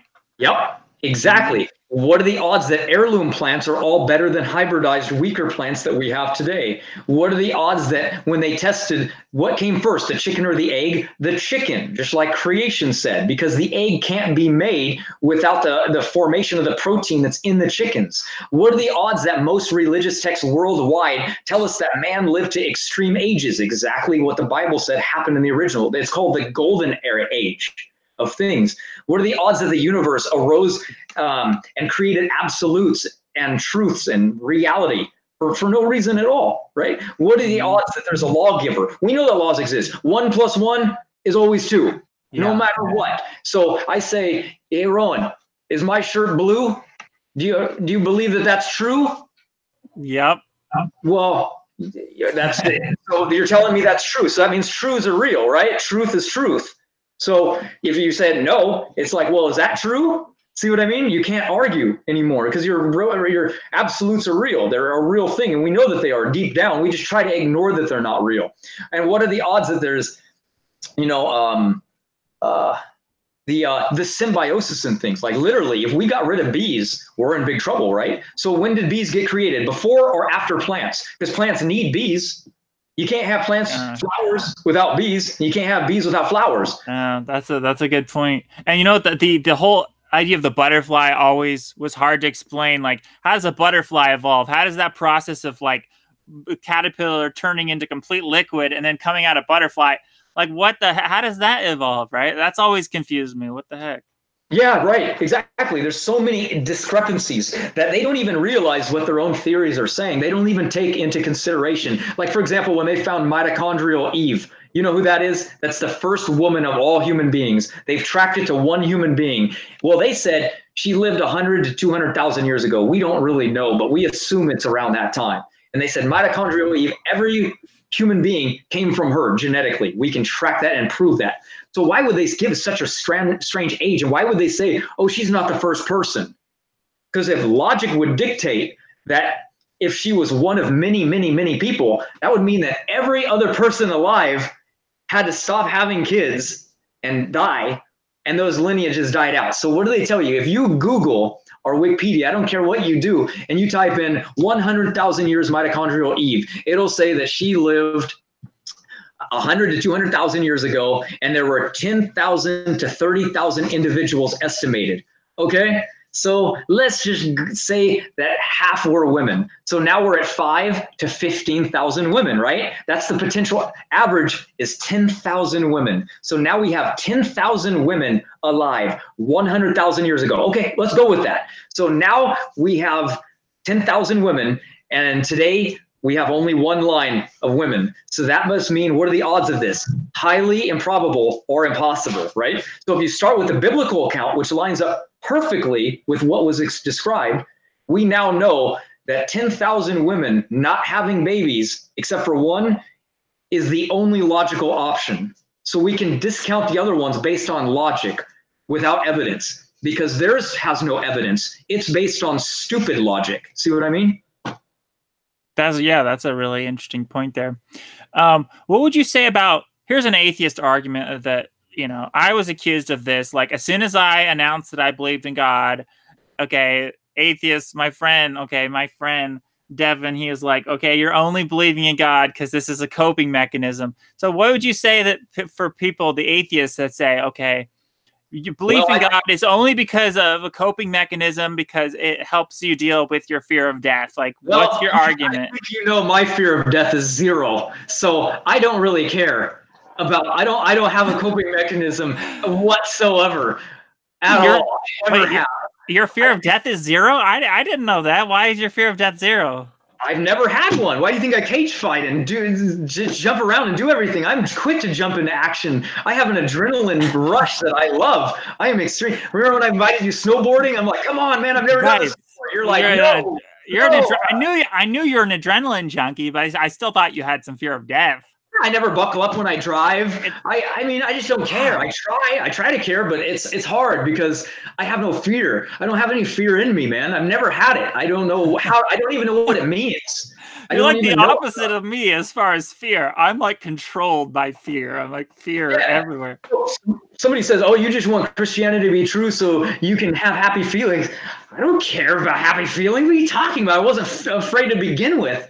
What are you talking about? I don't know. I think that's a bad argument because I am the exact opposite of what they're trying to claim. And I know myself. So sure, I'm sure some people are afraid. Matter of fact, the Catholic Church relied upon people's fear. And they told them, if you don't come and pray to our church, you can't pray your loved ones out of hell. They lied to them, and that fear made them go. So sure, I hate that the church uses fear. I hate that they even think that hell is a real place, because it's not. This is why the Jews don't believe it's real. They know that hell's not real. It comes from the word Sheol and Gehenna, a Hebrew translation of a word that means the pit and the grave. It means when you die, you go to the grave and you wait for the resurrection to happen. You're not burning in hell. There were 12 resurrections in the Bible. Guess what happened when everyone was resurrected? Nothing. They didn't say, "Oh, thank you for resurrecting me. I was burning in hell down there. Thank you so much." Or, "Why in the hell did you resurrect me? I was walking on golden streets in heaven. Now I'm back in this worthless body. Thanks a lot." No, they didn't say anything. You know why? Because they were asleep. That's how Jesus referred to as sleep in the Bible, to death in the Bible, as nothing but a sleep. You have no consciousness of time passing. None. They were dead for days. They would wake up and they just looked around like nothing happened. I've been choked unconscious multiple times. You don't know what happened at all. You just wake up. You're like, how long was I out? 1 minute, 2, 10 seconds? And they're like, "Oh, you were out for a full minute that time." You have no consciousness. It's nothing to be afraid of. It's nothing to worry. But they make it out to be like you're going to die and you're going to go to hell and you're going to burn for everything that you've done. What a stupid thing. A God that's just is going to, like, let's say that Hitler, who killed, thousands of people, he's been burning in hell for thousands of just a couple hundred years, right? But Cain killed one. He's been burning in hell for how many thousands of years? That's fair. Oh yeah, that makes a lot of sense. You know what I mean? There's no logic in it. It just doesn't even make sense. There's no concept. They just make it up. They go, "Well, hell, my Bible says hell, so therefore it's true." It's like, it says hell because it was added. It was voted in the Council of Nicaea in 325 AD. It only won by 1 vote. You wouldn't even have been there if it was voted out, and they would have just left the actual words, just like the Trinity. The Trinity was voted on too. They wouldn't even have the Trinity if it wasn't voted on. They don't even understand where their religion comes from. So it's so hard to debate with them because they don't know the basic foundations. You know, the very first sentence is wrong in your Bible, the very first one. You know that every word that's italicized in your Bible has been added. You know, every time you see a comma, it's been added because Hebrew doesn't have punctuation. Did you know every time you see the word God, it's been added because they removed the name of God because Hebrews didn't like the name of God. They said it's blasphemy to say the name of God. So they removed it. There's all kinds of problems with the modern day Bible. I'm sorry. That's just, you know, can be very confusing and a mess, you know. yeah. It's possible there's a hell, right? I mean, why? I mean, how do you know that there isn't? Because it says that hell was created for the devil and his angels because they are the ones that caused all of these problems. And it says that he's going to burn up there. He said that he's going to be bound in chains in Tartarus, which is translated into hell, and he will be bound for 1,000 years as his punishment. Then he is released for a short time, and then he is destroyed forever. It says humans, on the other hand, are what's called the second death. They're resurrected, judged, and then die forever if they did not if they did not have somebody taking account for them. So if they said, yeah, I heard about it, I just didn't care.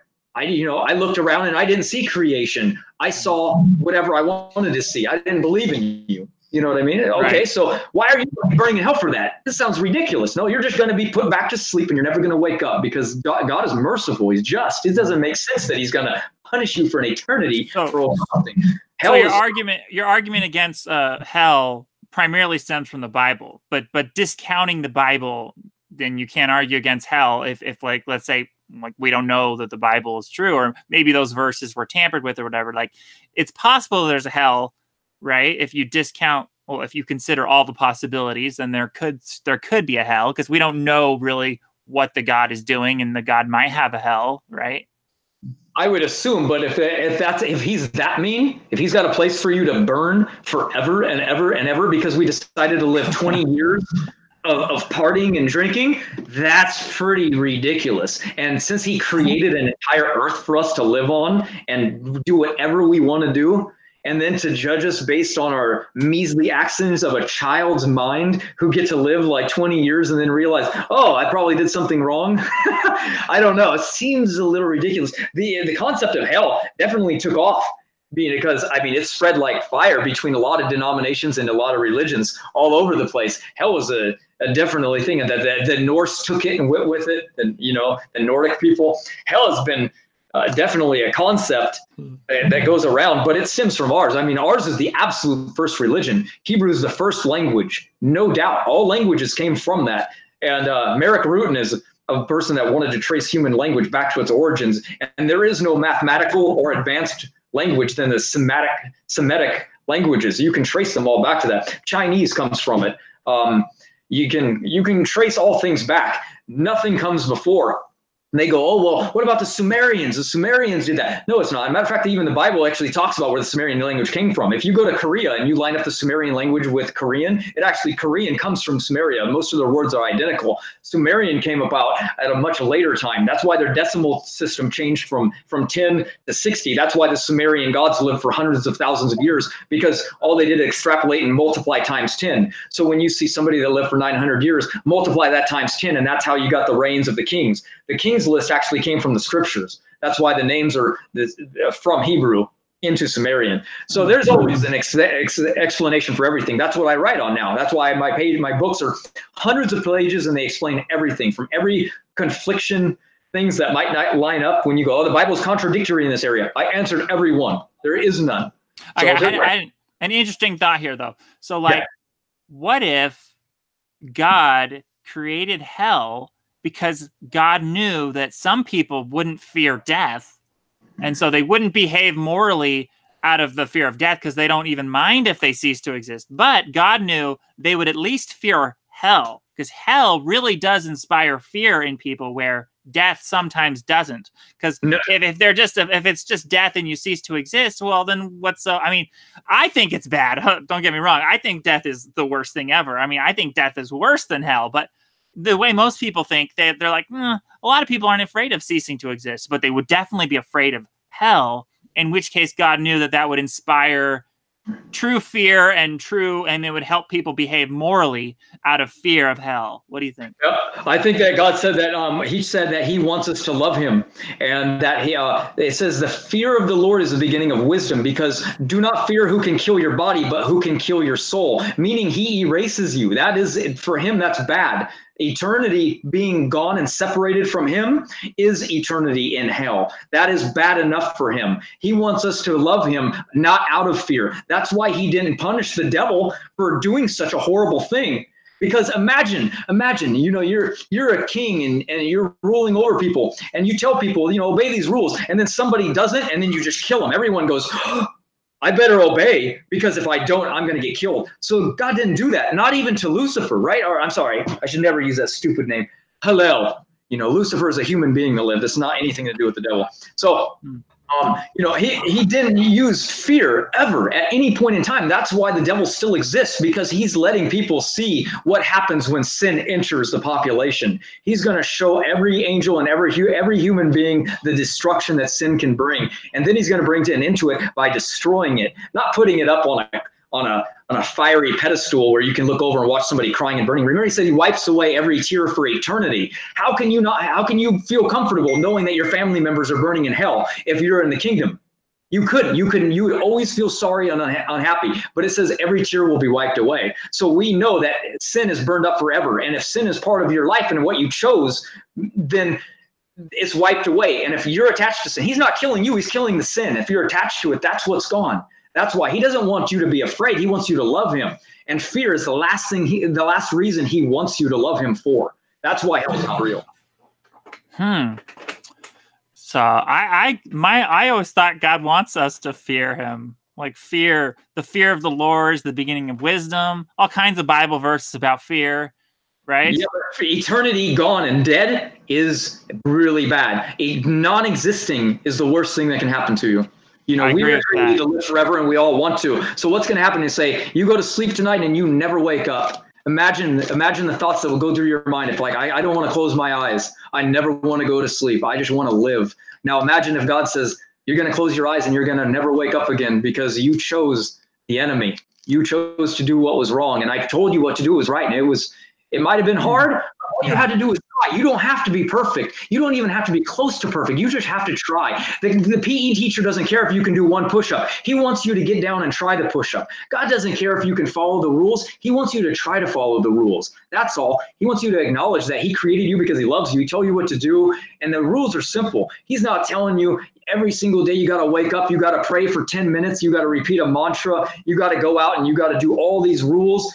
I mean, we're left. That's what he says. You're saved by grace. You're by luck. You're saved. If you got to, you have 10 rules to follow, the commandments. That's it. They're simple. Don't kill somebody. Oh, that's real tough to follow. I'm really fighting that urge every day. You know what I mean? It doesn't. Yeah. Our rules are simple, and they're for other people and for us. That's what I got to say about that. Yeah, I agree though that death, just ceasing to exist, that should be bad enough of a punishment for anyone. If they are thinking correctly, if they have the right mindset, that should be seen as the worst thing that can ever happen to them. I guess people are just, their thinking is disturbed, and that's why they don't even mind that they would cease to exist, but they're deathists. Too many people always say, I just get bored. It's like, are you bored today? I don't think so. So are you going to be bored tomorrow then? Will you want to die tomorrow? No. I mean, did you notice the people that are optimistic think about tomorrow? People that are depressed think about yesterday. So right. If you're thinking about tomorrow all the time, what makes you think you're going to be bored to the point where you just want to die? I mean, to me, it's hard to fathom because I'm optimistic. So it's really hard to grasp the concept. But then again, there are people that are depressed. Right. Depressed is a chemical imbalance.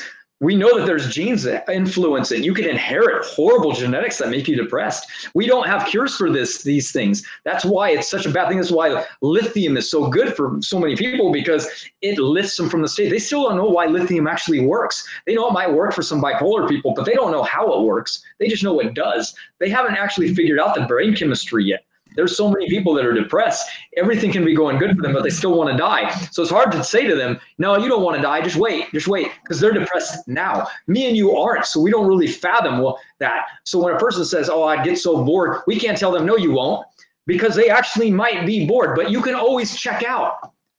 You know, you can always just go away. If life's really that bad, I'm sure some will choose it. They choose it every day. So that's we gotta, we want people to be fixed. That's why we're so into genetics. That's why we're so into dietary health and nutrition. We want to figure out these problems and cure them, not just suppress them. Right. And so as far as the coping mechanism argument, I thought of something else. Like people will say, okay, we're just believing in God because we're coping.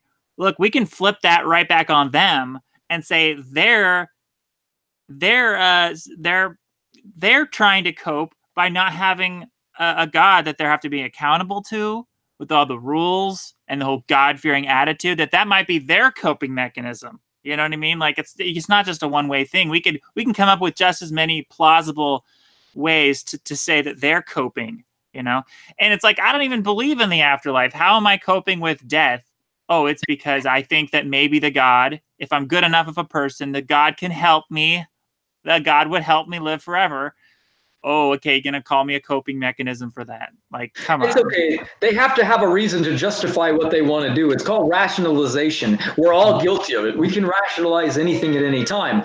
We want to rationalize things that are good for us. So we go, okay, I want to do that. So until we gain knowledge, we have to first rationalize. Why should I do this? But, at first I had to rationalize to myself, man, it seems logical that grapes are good for me and I can eat them all the time, but can I only live on them? I guess it seems logical, but I had to rationalize to myself a reason to do it because I didn't know the science. So I had to take a leap of faith, and a lot of people do on everything that they do. So to not believe in God takes rationalization as well, because they can literally look around and go, amazing how everything's just by chance. They rationalize just as much as we do on a lot of things. Yeah. I want empirical evidence. I want facts. I know how to debate against everything. Right. And here's where you can really understand that a lot of times it is the atheist people who do have the bias. They would accuse us of having the bias because we want there to be a God. Yeah, I do want there to be a God. But a lot of times the atheists will admit that they don't even want there to be a God, which is a very confusing thing to me. Like literally, they'll say that they don't want there to be a God. That was Christopher Hitchens' argument. That's why he brought up the celestial North Korea. He's like, why would you even want there to be a God? Then you'd be this slave. See, they have the bias sometimes as well. Yeah, their interpretations come from vague concepts of what they hear as well. So they might ask a Christian, say, like, why do you believe in God? They go, well, I don't want to burn eternity for hell. And then he's like, my God, that God seems mean. You know what I mean? And so that's their concept. That's what they've judged their perception of what God is like. So, they asked Gandhi, why don't you become a Christian? And he said, because of Christians. That was his answer, because he would watch them with that grace thing that you're talking about, where they're like, you're going to go to hell for what you do. And they're out there drinking and cursing and doing all these bad and killing people. Come on, let's go to war. And they're doing shitty things. And he was like, what? I'm here trying to talk for peace. Why would I want to be in a religion that says peace and does not peace? They do the exact opposite of what the Bible says. So why would I believe that their God's true when they're such violent people? See, we're supposed to be a representative. Turn the other cheek. They're the first. Christians are the first to go into war. Half the people that are in the military are Christians. You know what I mean? So it doesn't make any sense. They're illogical. They're grace believers. They're the destructive the thing that they talk about in First Timothy. People will go to the churches that tickle their ear and tell them what they want to hear. Right. And I'm just gonna, as a representative, I want to tell people right now, I'm not judging people for their beliefs, or their lack of beliefs. People might get confused. I'm not sitting here judging atheists for lacking a belief, because I realize belief is not a choice. When I was an atheist, I never chose to be an atheist. I have personal experience from this. I never okay, I'm going to be an atheist. I'm going to decide to be an atheist. It wasn't a choice.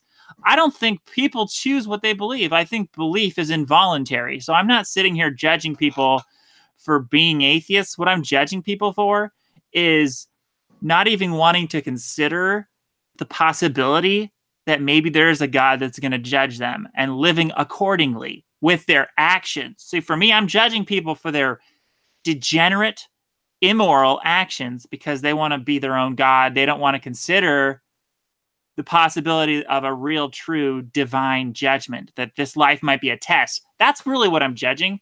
But what do you think? Do you think belief is a choice? Because I never felt like belief was a choice. I mean, certainly I can tell you, I didn't choose to be an atheist. I never chose to be an atheist when I was an atheist. It wasn't a choice. It felt completely forced upon me. I was literally unconvinced that there was a God, but then one day that changed. But when I was an atheist, it never felt like a choice. What do you think?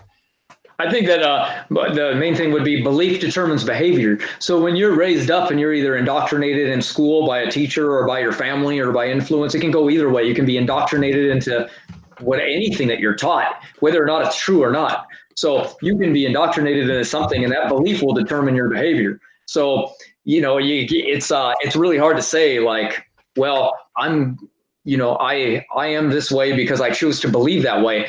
Well, if your belief is based on your indoctrination, then like you said, you have no choice in that. So we have to unroot ourselves from that system and be less biased towards something else. I never even stepped foot into a church till I was like 24 or 25 or something. I don't know. I was like, oh, horrible. So I didn't like going at all, frankly. Mm-hmm. And so it wasn't something that I was. And were you an atheist before then? Like, were you an atheist in your teenage years, or were you ever an atheist, or what?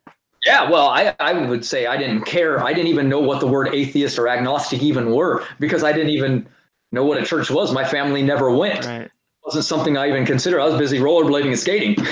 You know what I mean? I was like, no one ever said, hey, do you want to go to church? No one I knew ever went to church. So it wasn't anything I ever knew. So it wasn't really like a choice or something I picked out. It was something I got into later and said, let's get to the bottom of this. Let's try to figure this out. If there's got to be truth somewhere, and we can puzzle this together like puzzle pieces, just like what I did with health. You can puzzle anything together. You just need all the information that you can gather. So that's kind of where I came from with that. I could really care less if evolution's true or if God's true or anything. I could care less because, like I said, I wasn't indoctrinated in anything. I just want to know what's true. So, I'm like you. I didn't. Belief isn't something I was like instilled with. I didn't choose it. I was just like, okay, I'm gonna go where the facts lead me. That's all. Right. Like I how okay, a thought experiment I always tell people is like, okay, can you choose to believe that the sun is going to rise tomorrow? And a lot of people will say, no, they can't choose that the sun is going to rise tomorrow. Like we're forced to believe that the sun is going to rise tomorrow, right? You believe the sun is going to rise tomorrow. I believe the sun is going to rise tomorrow. And it's because we're forced to believe that, because we're convinced that the sun is going to rise tomorrow. I feel like every belief is exactly the same as that we're just literally forced to believe whatever we believe. It's not a matter of free will. Like free will comes with our behaviors. Like I can choose to do this. I can choose to, move this bottle around because it's an action. And I can't choose my beliefs. I can't decide right now to believe something that I don't believe. I can't decide to believe right now that you don't exist. No, I'm forced to believe that you exist, right? I see you right here. I'm forced to believe that you exist because I think our beliefs are forced upon us, which is why it never made sense to me, according to the Christian theology, is that God will judge us by our beliefs. That you have to believe this, and it's just this set of beliefs you have to believe, and these doctrines. And if I'm correct and belief is not a choice, then that would mean they're saying that God literally judges people upon a factor that is outside of their control. So that's never made sense to me. You know what I mean? Thought crime. It's called a thought crime. You're guilty. Exactly. You're guilty because you didn't believe in something, right? Right. And that's why I've always I've came to this position right now where I'm thinking, okay, like if God's going to judge people, it's got to be based upon their behaviors. It's got to be based upon their actions. Are they obeying the rules? Are they not? Like anyone can obey the rules. Even an atheist can obey the rules. Anyone of any religion, doesn't matter what their belief is, they can live morally. They can do the right thing. You know what I mean? That's to me what counts. But that was something that never made sense to me. Yeah, It's I don't understand why people are so opposed to it as well. It's all the rules that we were given to follow are for us. They're for our benefit and they're for humanity's benefit. So to hate them is very odd to me. I've never really understood why you would be so opposed to something. But I guess it comes down to the concept of what they believe God to be. And if you think God is a tyrant, then you will never want to believe. You will never give it a chance because you believe, like everybody else, that a merciful, loving God is letting people burn in hell for eternity, and that he's basing your beliefs on if you believe or not. See the problem? See the poison that does to people's minds?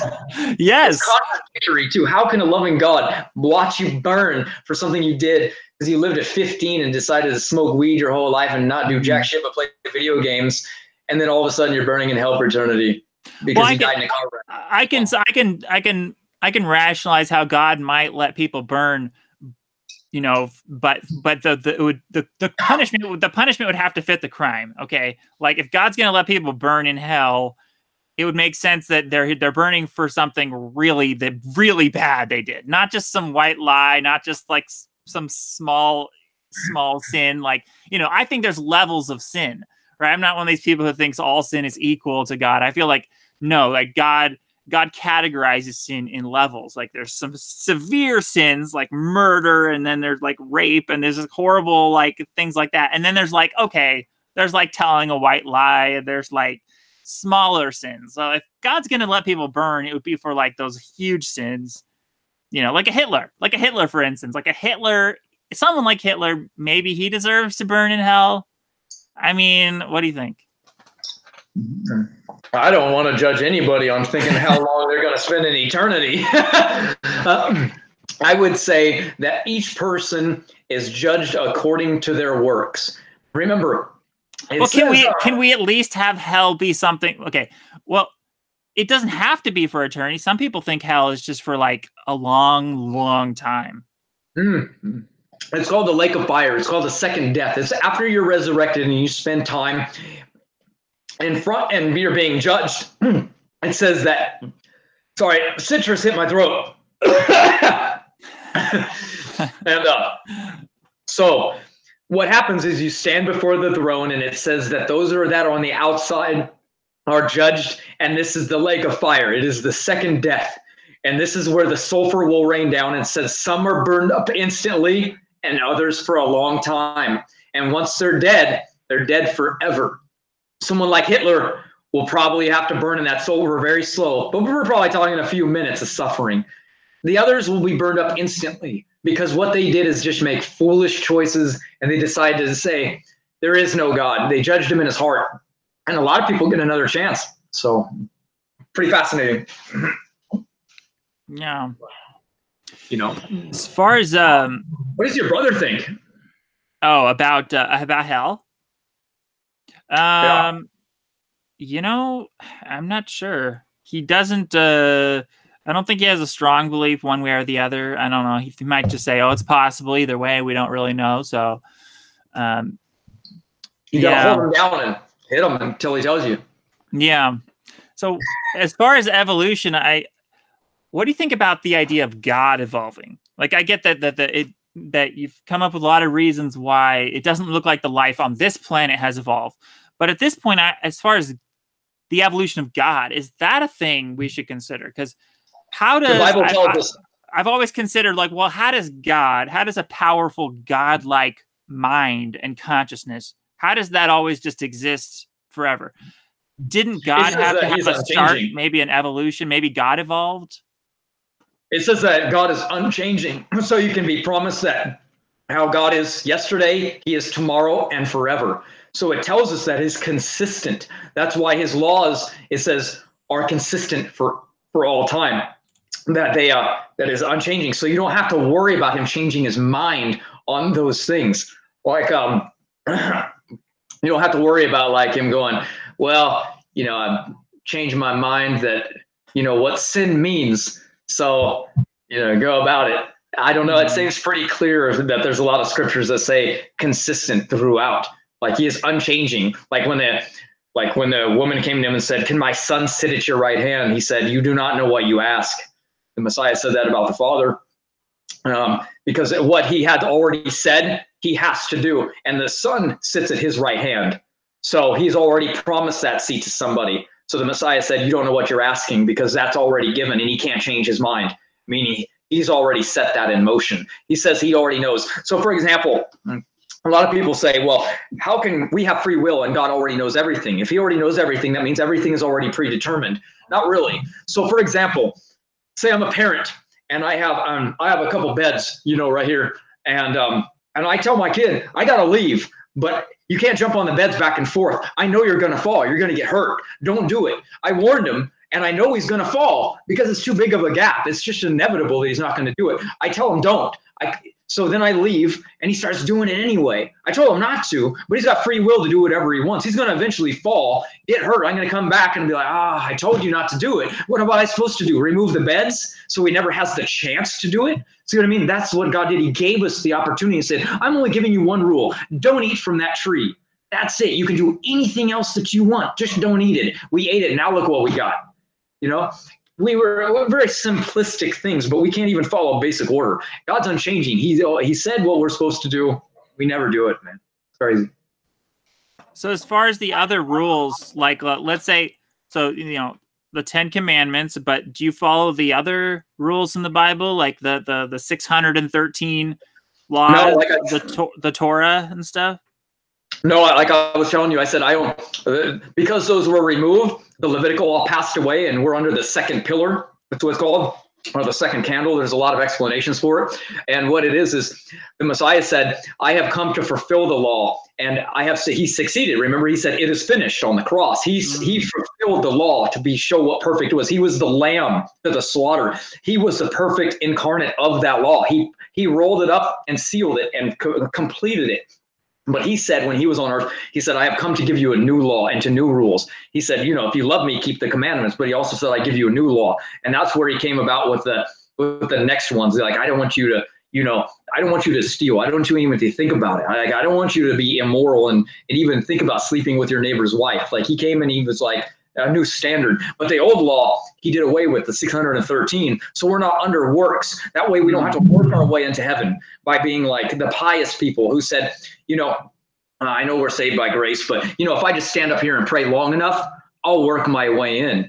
I'll work my way in heaven by proving that it's all works. He said it's both.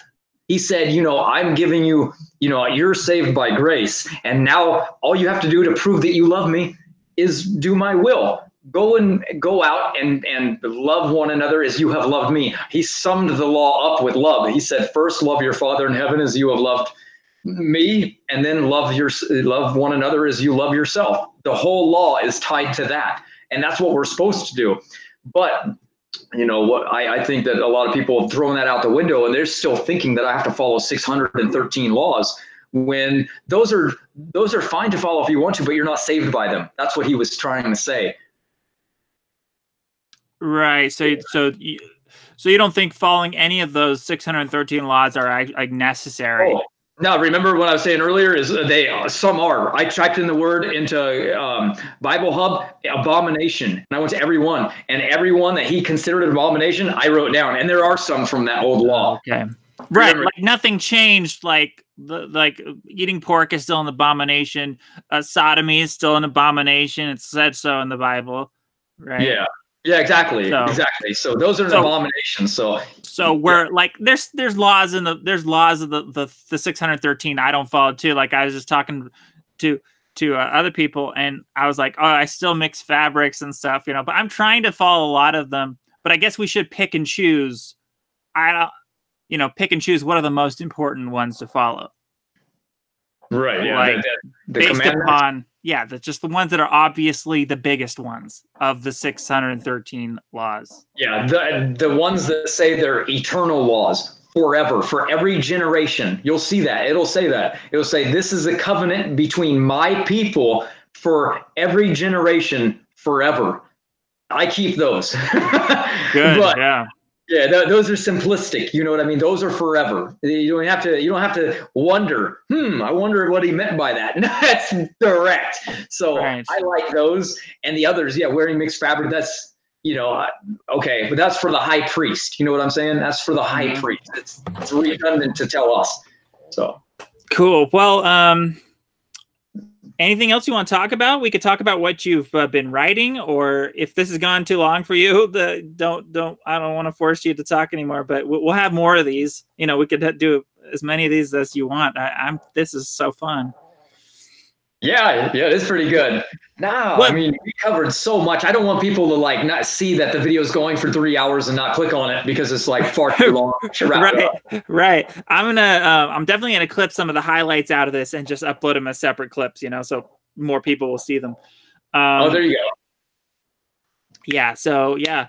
Briefly though, what have you been writing on and writing about, and then we'll discuss more about what you've been writing about, like maybe in future conversations. Sure.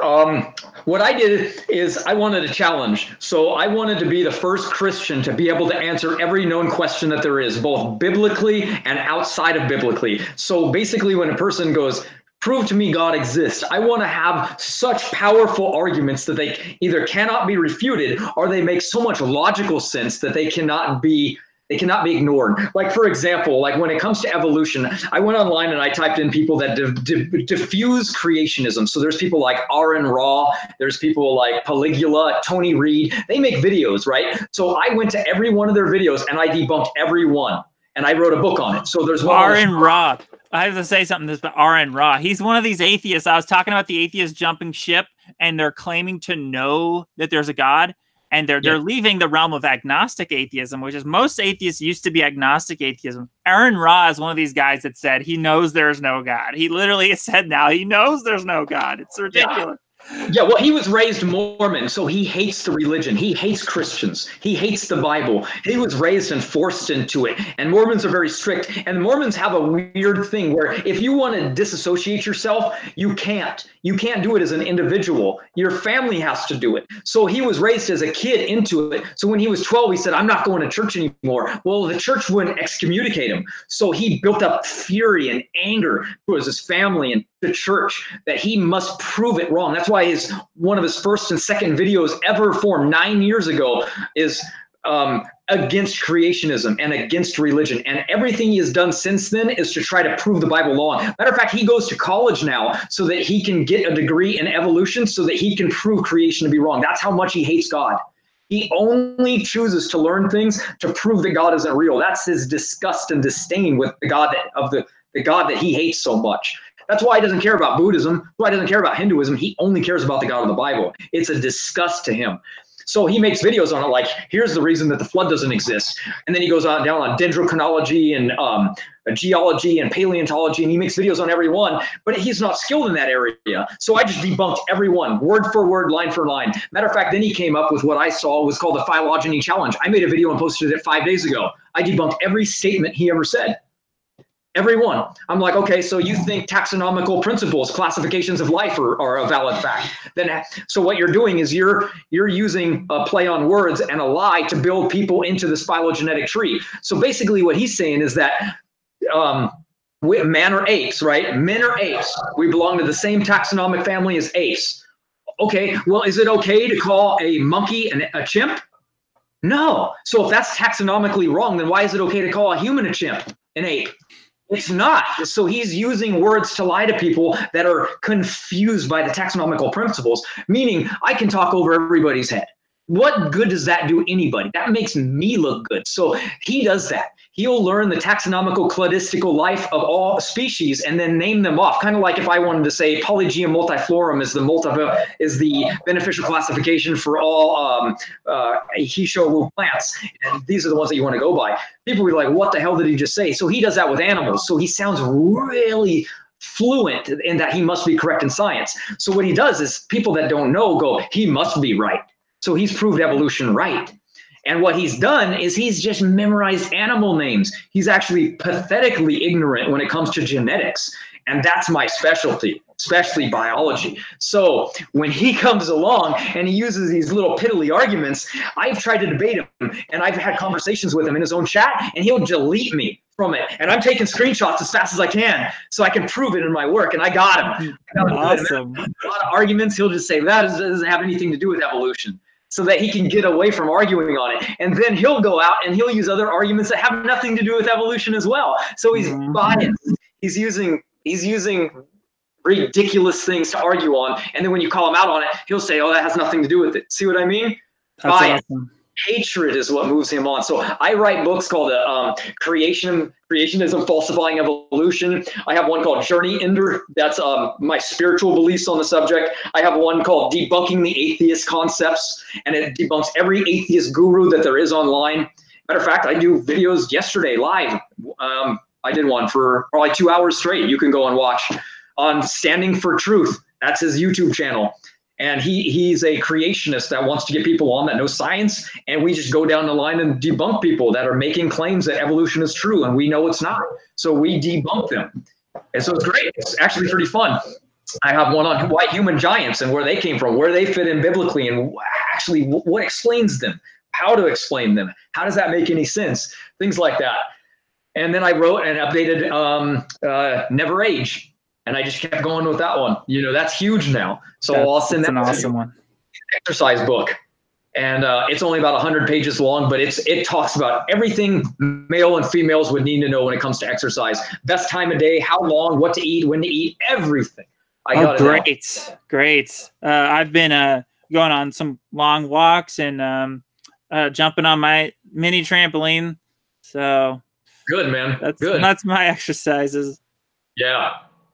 I need to do more calisthenics, though. I should do more pull-ups and push-ups and everything. I need more sleep more than anything. Right. That's my hardest problem. I don't sleep.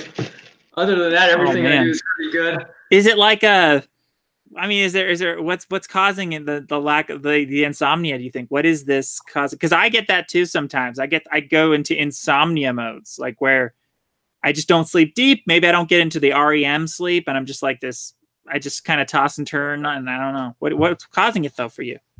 Mine is losing track of time. I'll start to get on and I'll do an interview. Most of my friends will start to do like a live interview at like 10 or 11 p.m. We go for a couple hours. Then I'm all amped up from talking. And then I'll start like reading some studies and watching videos. And then I look over at 3 a.m. I'm like, oh, you know, why did I do that? And considering that's like really hard, like on the body, and I'm trying to work out and do some things at the same time. It gets kind of hard, you know. I'll get the dark circles under the eyes, and then that feels shameful because I'm talking about health and I'm looking all tired. People are like, "That's the health guru." they don't ever see me with my shirt on, so they would have no idea I have like muscle galore, right? They just yeah. Here, I'll show you. Oh, I think you're a very good poster boy for veganism. Let me tell you that. Yeah. Wow. I barely work out, man. I work out 3 times a week now. I've modified my versions of when to work out, how to work out, and just think, I barely eat. So imagine if I just pounded food like no tomorrow and I ate breakfast and I did these other things, I would be much larger. So I know my program works. I was, you know, in the beginning, I was kind of hesitant. Remember, I didn't really talk about it too much, especially from, 2002 to 2006. I never said anything. Around 2008 is when I evolved as Raw Matt, and I started talking on it. And then now I've solidified it. I started in 2002, and I've been going strong since then. So imagine, I've pretty much narrowed it down to exactly what works for myself. So all I can do now is just kind of share it with other people about what worked for me, and then have them start as early as possible, because obviously you don't want to wait. The longer you wait, the more problems you have as an individual. With disease builds, it incubates. Disease doesn't just poof, all of a sudden you got a problem. It's building, man. It's like walking up a ladder. Every day you're building, you're compounding problem after problem after problem. And I don't want people to all of a sudden have a problem, because that's where I have to fix them. And it's really hard to fix a compounded problem that you've been doing for years and to reverse that. And that's what I deal with. And that's why it's really hard to cure a lot of people. But if they were just preventative like you are, man, that would really help me out a lot, because disease is tough, So far, I've only myself cured Lyme disease with limicide, right? Right. So other than that, it's really hard. Superoxide dismutase is the next big one, but yeah, well, next time we're gonna have to talk about Lyme disease too. That's a whole nother topic. That's getting so many people, like, it's ruining their lives. I'm making a documentary about it, you guys. So stay tuned for that. Oh yeah, it's almost done. It's coming. It's gonna be coming. good one. Yeah.